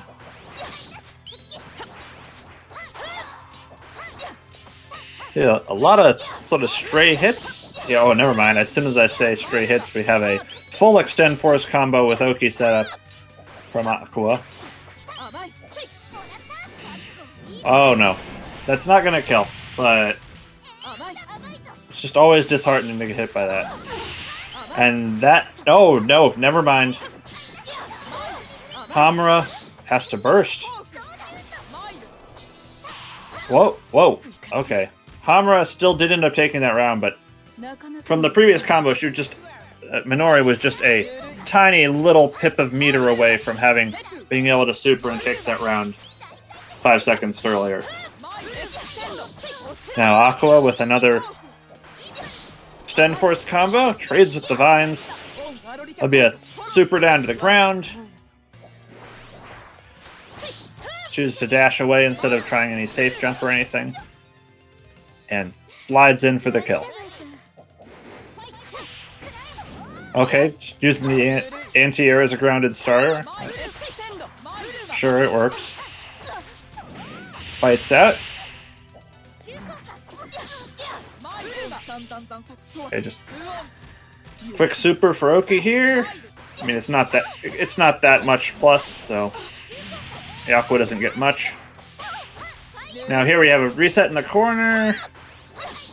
Oh, just teleports past with the time forward homing and gets a combo. Whoa. That after image may be confused about whether Hamura had a combo there. Hamura bursts again. Oh, this is really close. They're one-hit kills here. Yeah, that was a really close game one. Then they both still had tons of meter. Neither of them had burst, and they were just dead from a single touch. But Hamura took game 1.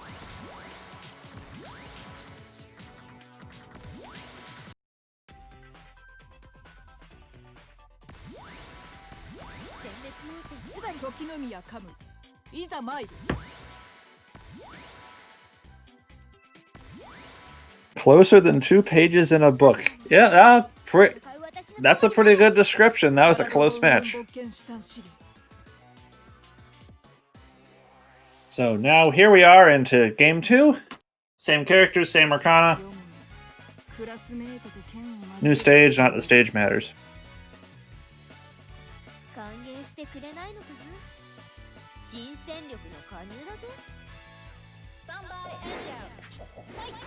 Right, what's oh, immediate plant super in that. Well, that trades. Or it doesn't trade. Hamura actually was not hit at the start there, but doesn't matter. Dynasty gets the first actual combo.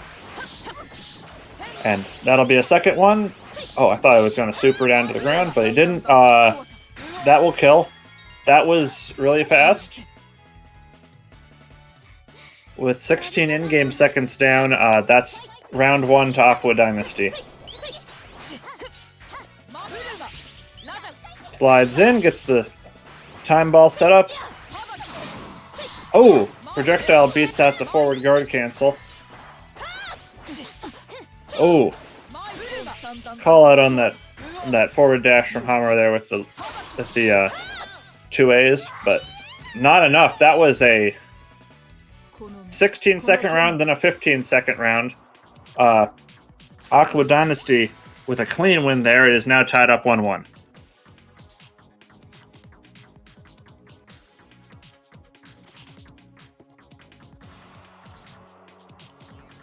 So, if Aqua Dynasty continues to play like that, they'll take the match easily.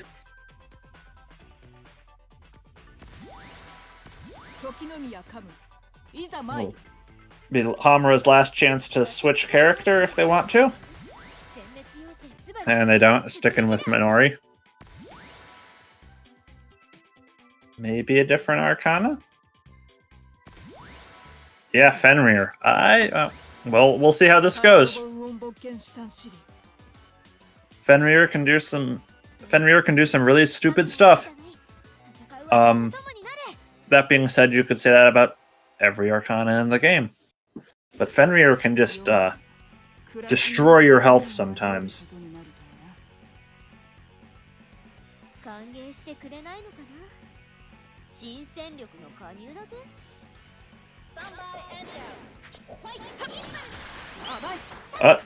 The first hit coming in with Fenrir.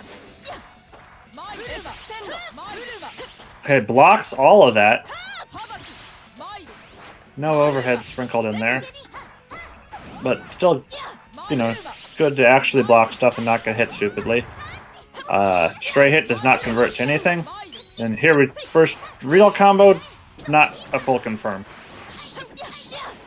Yeah, air to air and super to the ground.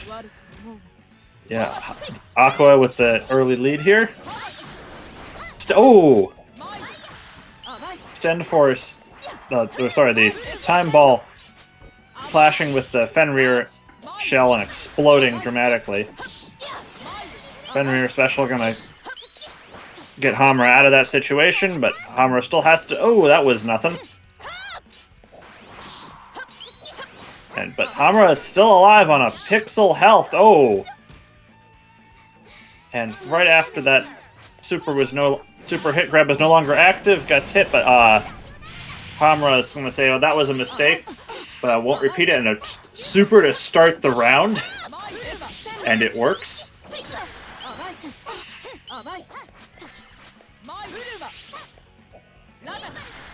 Okay, Fenrir. One aspect of Fenrir is that its projectiles always come out from the ground, even if you're way up in the air. So you can do what Hamura is doing and jump back, but then pressure people who are still on the ground. And again. That, yeah. That will connect. One good hit away from a kill here. Does not have the meter to... unfortunately, just... well, okay, air grab works. So here we are in Game 3, Round 3. This is for all the marbles to move on to Losers Finals.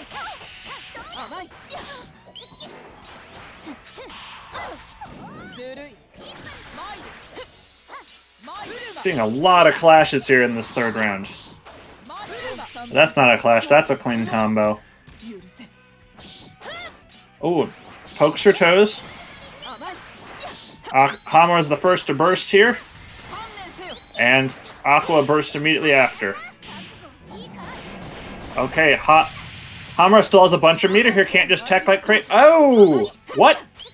What? Is that gay? Oh no, that misses too. Did that kill? Yes.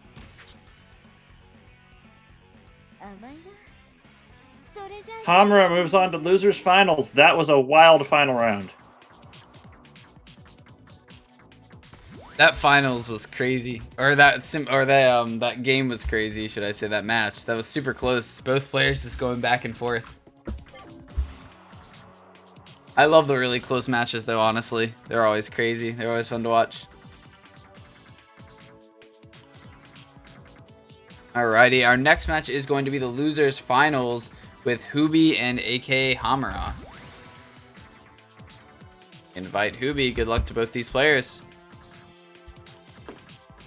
Alright, this is, I don't know if Hamura is going to stick to Minori for this matchup. We'll have a matchup of two very small characters. Oh, actually, I don't know if Hubi's going to be playing Angelia or Kamui or someone else either.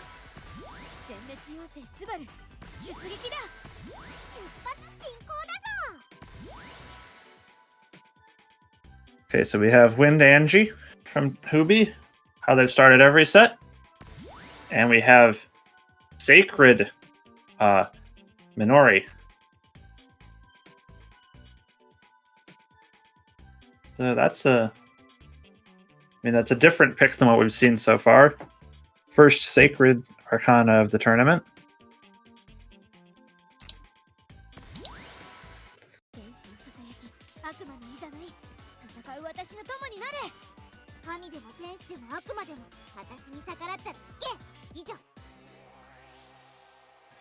So this is again a best of 5. So both of these opponents have shown they have multiple characters. We may see some character switches depending on how this set goes.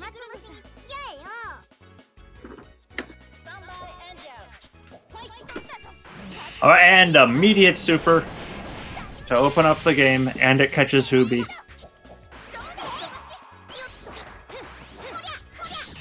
It's not how you want to start the game, but Hubi answering right back at the sparkles.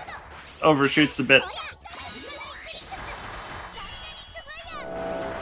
And Sacred Shotgun into Sacred Arrow Super. It's a lot of pressure, but Hubi blocked it all. Oh, tried. That was a good burst. I mean, still bursting round 1 is often not the best idea, but that would have been a big combo. Hubi bursted as soon as Hamura used Extend Force. That would have been a lot of damage. Unfortunately, that dropkick looks like it must have been a mistake that missed entirely. Ooh! Tatsu straight through the Sacred Shotgun.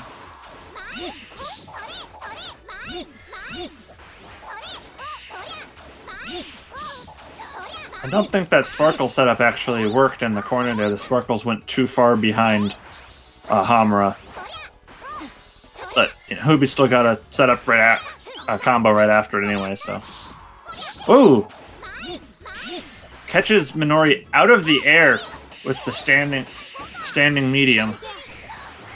And this will be the round for Hubi. Minori tried to do something on Wake Up and got caught by the wind trap.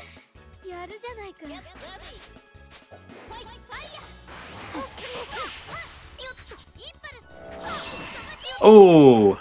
Dropkick is not invincible. It's gonna get hit by those sacred projectiles.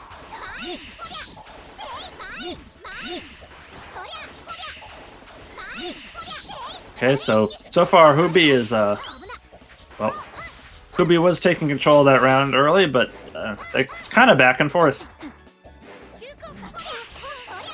See, Hubi has 3 bars. We could. Oop, that's not gonna connect. But never mind. The thing about that super is still puts Minori above you, and she can still kind of come down with any button she wants. Oh, good evasion there from Hubi. Saying Hubi does have 3 bars. We could just see a random level 3 super, but I really doubt it. And instead, dropkick will take the game.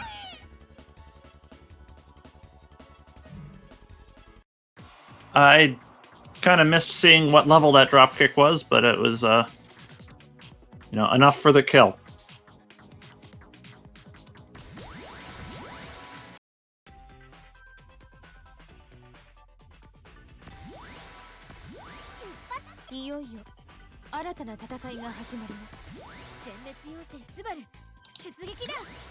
Oh yeah, I guess I should, in case anyone wondering what I mean when I say Angie using Tatsu, it's her little charged forward move that looks sort of like a wolf cannon or something. But because the abbreviation for the advancing sparkle of starlight, which is what it's called, looks kind of like Tatsu, and Tatsu is easier to say. People just call it Tatsu. So anyway, here we are on to game 2. Up in the skies over Mount Fuji, because that seems like a good place for an anime fight. And immediate burst from Hubi, and then getting caught by the Minori super. That kind of not very good start for Hubi here. Oh, dropkick gets stuffed. Another Minori super. Yeah, Hamura is looking like they're making all the right reads this game. And Hubi's not out of this yet, but... Oh! Not quite a conversion off that slide. And Hamura bursts, but, whatever. Burst into immediate super. That worked out. Hamura takes round 1.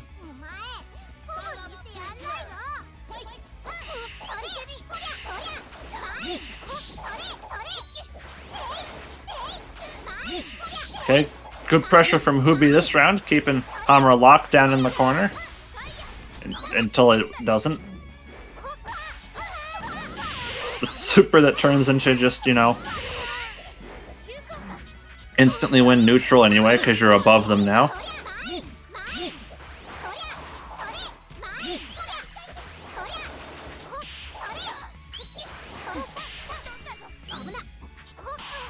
That super's not going to connect. Hubi 1 hit away from tying. Yeah, dropkick again. Hubi now has their burst back, while Hamura's burst isn't quite back, but, we'll definitely come back this round. Ooh, nice clash, and Hubi gets actual full combo off of that. Well, just, full resourceless combo. Gets the setup into something else.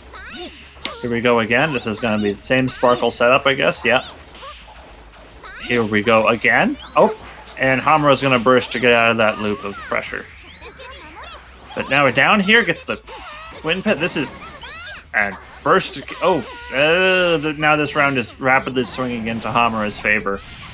This was all Hubi for the entire start of the round, and now it... Well, okay, now, never mind. That'll kill.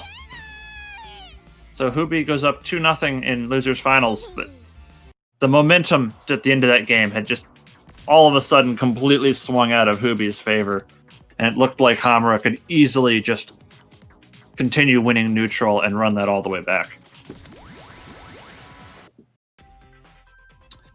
But Hubi in the end did find the one last hit he needed to close it out. Ooh. And Hamura is going to switch to Kamui. Sin Kamui. We were seeing a lot of different Arcana picks coming out.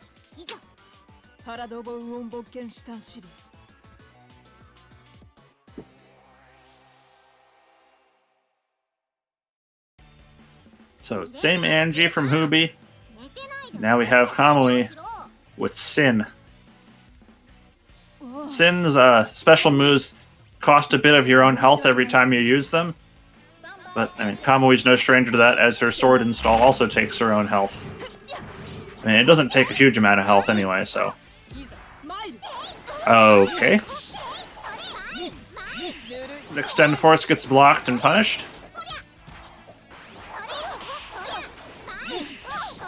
Hubi is once again going to the Sparkle setup. I mean, it keeps working. Hamura's going to slide out of there with Kamui this time, but gets immediately hit again, stuck in the corner, and dead. Hamura's kind of yet to have a chance to really show what he can do with Kamui here. And caught by the wind trap trying to press something. Okay, there's something with Sin. But Hamura's now bursted. Is not going to get burst back. One more setup here, and Hubi is going to take this game. Hubi doesn't need... Is Hubi going to even spend meter here? No. Just ends the combo with dropkick. That was a very convincing game 3. Alrighty, well done to Hubi, making their way for a rematch against Petunia in the grand finals. Yeah, that was... Everything went Hubi's way that game 3. So now we are on to the final set, or potentially final 2 sets of this tournament. Indeed, the grand finals with Petunia and Hubi. You go ahead and get Petunia in here. Good luck to both of these players, of course. Let Petunia know. Alrighty, this is going to be the grand finals. I'm excited to see what happens here. Of course, Hubi does have to win 2 times, right? Because Hubi has to get a bracket reset, being in the losers side of the grand finals, of course. Petunia only needs to win 1 set of 3. Or 1 best of 5, should I say. Well, let's see if Hubi looks a bit better than in winners finals. Because while 2 other people took a game off Petunia, this tournament, Hubi got sent to losers 3-0 the first time this match happened. That's true, that's true. So we'll see how the grand finals go. And there's Petunia. Let's get into it.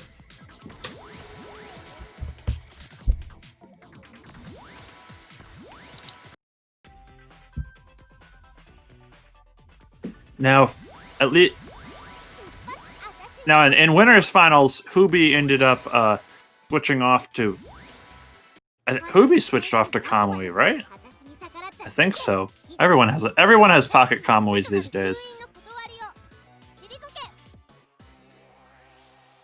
But didn't really matter. It's just, yeah. In winners finals, there were just a couple matches where Hubi just didn't get to play because Petunia's Lilica was just suffocating pressure. Well, here we are. Let's see how this goes. They're very respectful start there. And immediately, Hubi is getting overrun. Bursts very early. Lilica is just running all over the place. But there's a Tatsu for a hit, but he's going to need to do that a lot more. Okay, that was interesting. That wind dropped all the way down, but still got a combo off it. Ooh. Okay, Hubi's got something going here. He's set in the corner. This is not going to kill it. Does Hubi have it? Yeah, Hubi's got to have a drop kick on... Oh! I thought that burst was going to be punished by a drop kick, but Hubi takes a different approach, but Hubi takes round 1. Already looking better than the first set against Petunia. Alright. Avoids moving forward into that time ball, so Hubi gets a mostly complete combo there.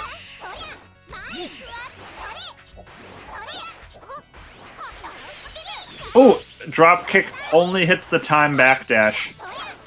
Unfortunate there. But Hubi is doing really well this game now. I'm not counting out Petunia bringing it back. But this is going to be a setup here. Oh, not quite. Petunia didn't quite charge that E enough to have a after image stored. And Hubi is now... Oh! Hubi was one hit away, and that hit was the sparkle it had already set up. Petunia gets hit, and Hubi takes game 1.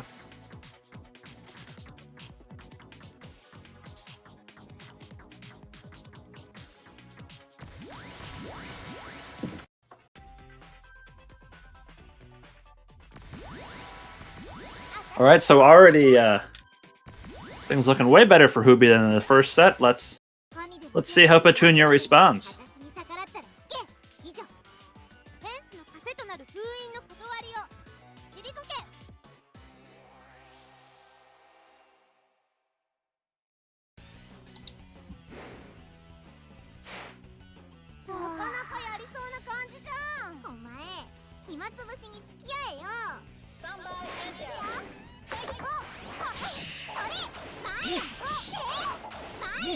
Alright, Hubi with the first hit here. Hubi with the second hit here. Lilica already at 50% health. And a nice 4D to make that move whiff. And Hubi is, okay, burst from Petunia. Round 1, burst right back from Hubi to keep pressure up.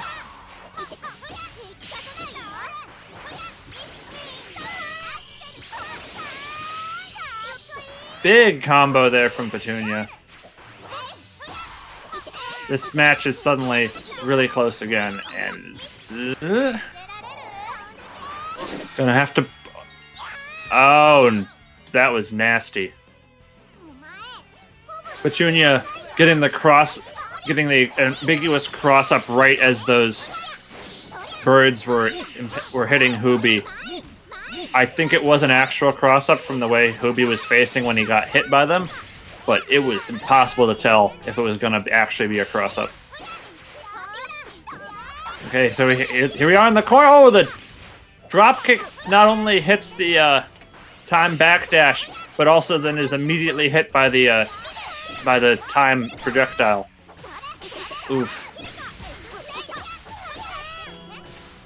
And one more setup is... One more hit to win? Oh, okay. There's significantly more than one hit to win there. Hubi is still alive. Petunia gets burst back and bursts again. And Hubi gets kicked in the face. Petunia takes game 2.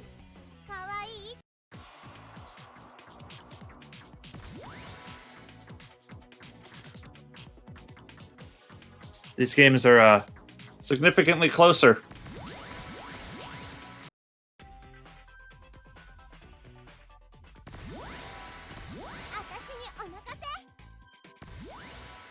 Alright, here we are, game 3. Same characters, same Arcanas.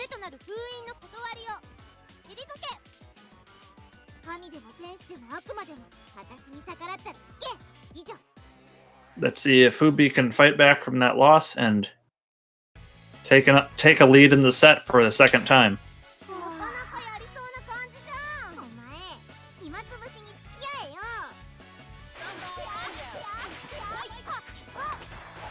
Alright, oh! Nope. Very early burst from Hubi again. Uses the meter for a push block. Still gets hit immediately after. Oof. Petunia seems to be back on the suffocating pressure. Okay, we have the after image thing. Yep! Sorry, you can't press anything there. You got the after image just sitting there. That was a real tough situation, and Petunia gets a near perfect for round 1.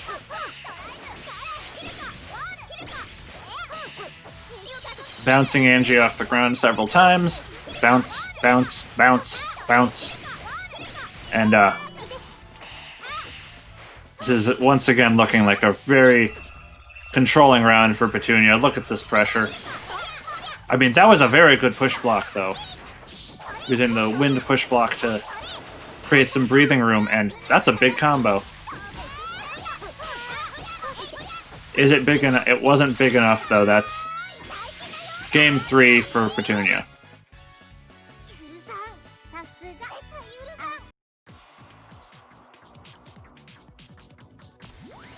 Oof.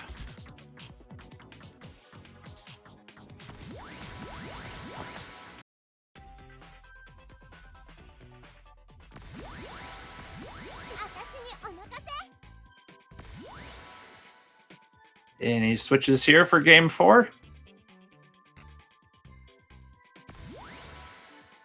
And no. Same characters and Arcanas we already saw the last 3 times. Come on, Hoobi.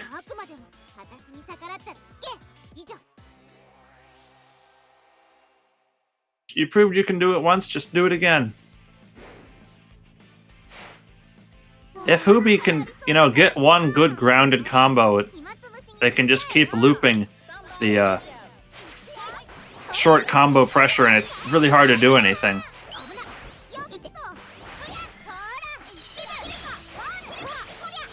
But that requires getting a first hit, and it can be very hard to hit Lilica. Like, once you forced her to stop, that's one thing, but so far, Hoobi has not been able to force Petunia to stop at all this game.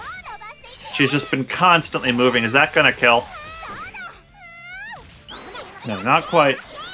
And Tatsu out, but not enough.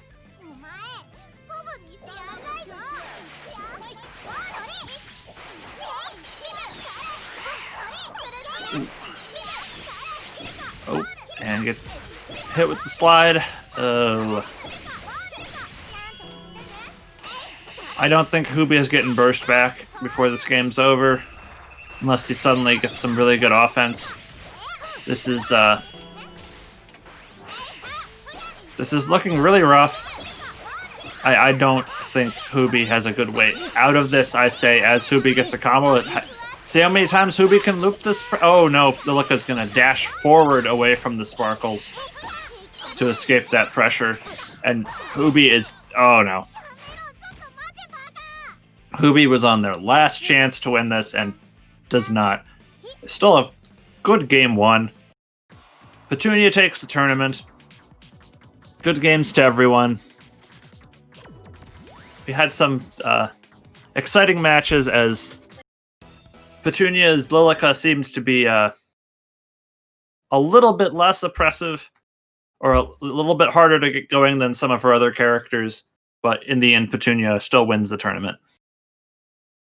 Indeed, indeed. Yeah, congratulations to Petunia. Petunia, definitely one of the best Arcana players that I've seen, at least. So, always fun to watch Petunia play and get those that craziness going with all the combos and the mix-ups and the pressure, Alrighty, let me get the brackets up here so everyone can see. Alright. Yep, I do indeed have the brackets up. Hopefully everyone can see those. One moment. First off, thank you to everyone who came out to watch and or play in the tournament. It was a lot of fun. Thank you, Mmeaningless, for doing the commentary. Thanks for everyone who came out and followed. Thank you, Info for the follow. Axel, the Canadian Destroyer. Thank you all for the follows and any subs or anything like that. I really do appreciate the support. Thank you. And as for the tournament, coming in first place, we have Petunia. Coming in second place, we have Hoobi. Third place is AKA Hamura. Fourth place is Aqua Dynasty. Tied for 5th and 6th is Neko Hime. Tied for 5th and 6th is Neko Hime and Brawl Dude. Tied for 7th and 8th is Kira Daidoji, something like that. And next 2267. So congratulations to all of those top 8 finalists. Thank you so much to everyone who came out. It was a lot of fun. Hopefully you all enjoyed as well. Mmeaningless, do you have anything that you're doing on the interwebs? Anything you want to shout out? Maybe by next time on commentary, I'll have something interesting to share. I don't take that as me actually hyping up something. I might end up, just working on other stuff. However, we should probably chill for the next tournaments we're gonna have. Yeah, no, absolutely. I was gonna get to that right after you. Well, yeah, I don't think I have anything else else to say. So let's get right to that. So if you're watching this and missed out, you know when the next tournaments are. Absolutely, yeah. So we have a huge Quarterly Report 3 tournament happening for Arcana Hearts. I don't remember the exact date off the top of my head. I'm sure I could find it, but definitely look out for Quarterly Report 3. It will be happening in February, so next month. It is a charity event. It's actually going to be streamed on my channel here, so definitely come over here if you're excited for Quarterly Report 3 for Arcana Hearts. I'm very excited for that. That's the next really big tournament. It's going to be replacing my monthly tournament for this game, so I'll be streaming that one as well. I am super excited for that. It's going to be really big, I'm sure. Quarterly Report is always a lot of fun. If any of you guys remember that. I'm also doing the Fantasy Strike tournament for Quarterly Report as well. And just in general, check out all the Quarterly Report tournaments. It is a charity tournament, so all of the we're trying to raise money and get donations for charity. So it goes to a good cause, so definitely go and join them. They're free to enter. A lot of the tournaments have prize pools as well, so definitely go check out Quarterly Report on Challenge. I'm really excited for it. I've done the last 2 Quarterly Reports for Fantasy Strike, and then this year I'm also doing them for Arcana Hearts and for Fantasy Strike, so it's going to be a lot of fun. I'm really excited for that. Lots of other tournaments happening as well, not Arcana related per se, but definitely check out Frosty Faustings. Next week, actually, Frosty Faustings for Fantasy Strike, which is also going to be on this channel. There's a $585 prize pool at the moment for Fantasy Strike for Frosty Faustings. It may be even higher now, actually. It's been a few days, so definitely go check out Fantasy Strike. There's about almost 100 players now in Fantasy Strike, so go join that if you haven't joined that already. If you're interested in Fantasy Strike, I'm super excited for Frosty Faustings. It's going to be a massive tournament. Yeah, Frosty Faustings is although we didn't have, well, actually, does Frosties have Skullgirls this time around? I don't remember that one, but a chance for a few tournaments who are with games with good netcode to have a actual brand name major, but online this time. Yeah, exactly. So, I'm pretty sure Frosty Faustings is going to be massive. Tons of games. I'm running the Fantasy Strike one, so if you're interested in Fantasy Strike, definitely check out the Twitch channel, which is where you're at right now. So yeah, Frosty Faustings is gonna be a lot of fun. Again, yep. As AKA Hammer is saying in the chat, 500 for Fantasy Strike. Yep, it's more than 500. We're at last time I checked, it was $585 for Fantasy Strike's prize pool. So definitely go check out Fantasy Strike if you're interested. It's a lot of fun. It's a really awesome game. It's open to all regions, so all regions and all platforms that Fantasy Strike is on, you are able to enter. It's gonna be great. I'm gonna be commentating for it as well, so I'm super stoked for that. But with that, check out Quarterly Report for Arcana Hearts next month, and yeah, I'll see you all next week, I suppose, for Frosty Faustings. So I'll catch you all later. Thanks so much for the follows, everyone. Thanks so much for all the support. And this video will be on YouTube as well later on. Yeah, Frosty Faustings. One thing I'm hyped for there is now that Guilty Gear AC plus R has rollback netcode. Finally, the game that the tournament is itself named for will have a big breakout event. Yes, Fantasy Strike here related to this channel, but I think we finally get the best Guilty Gear as the biggest event for Frosty Faustings. Yeah, it'll be super exciting for the Guilty Gear, and also, yeah, I'd like to see a Power Rangers tournament. Yeah, no, I would love to start running Power Ranger tournaments on this channel if I ever get a chance. But anyways, thanks so much, everyone. I'm gonna head out. We might raid a channel, we might not. We'll see. I'll see if we want to raid someone. But with that, guys, I'll see you all next week. Bye, everyone.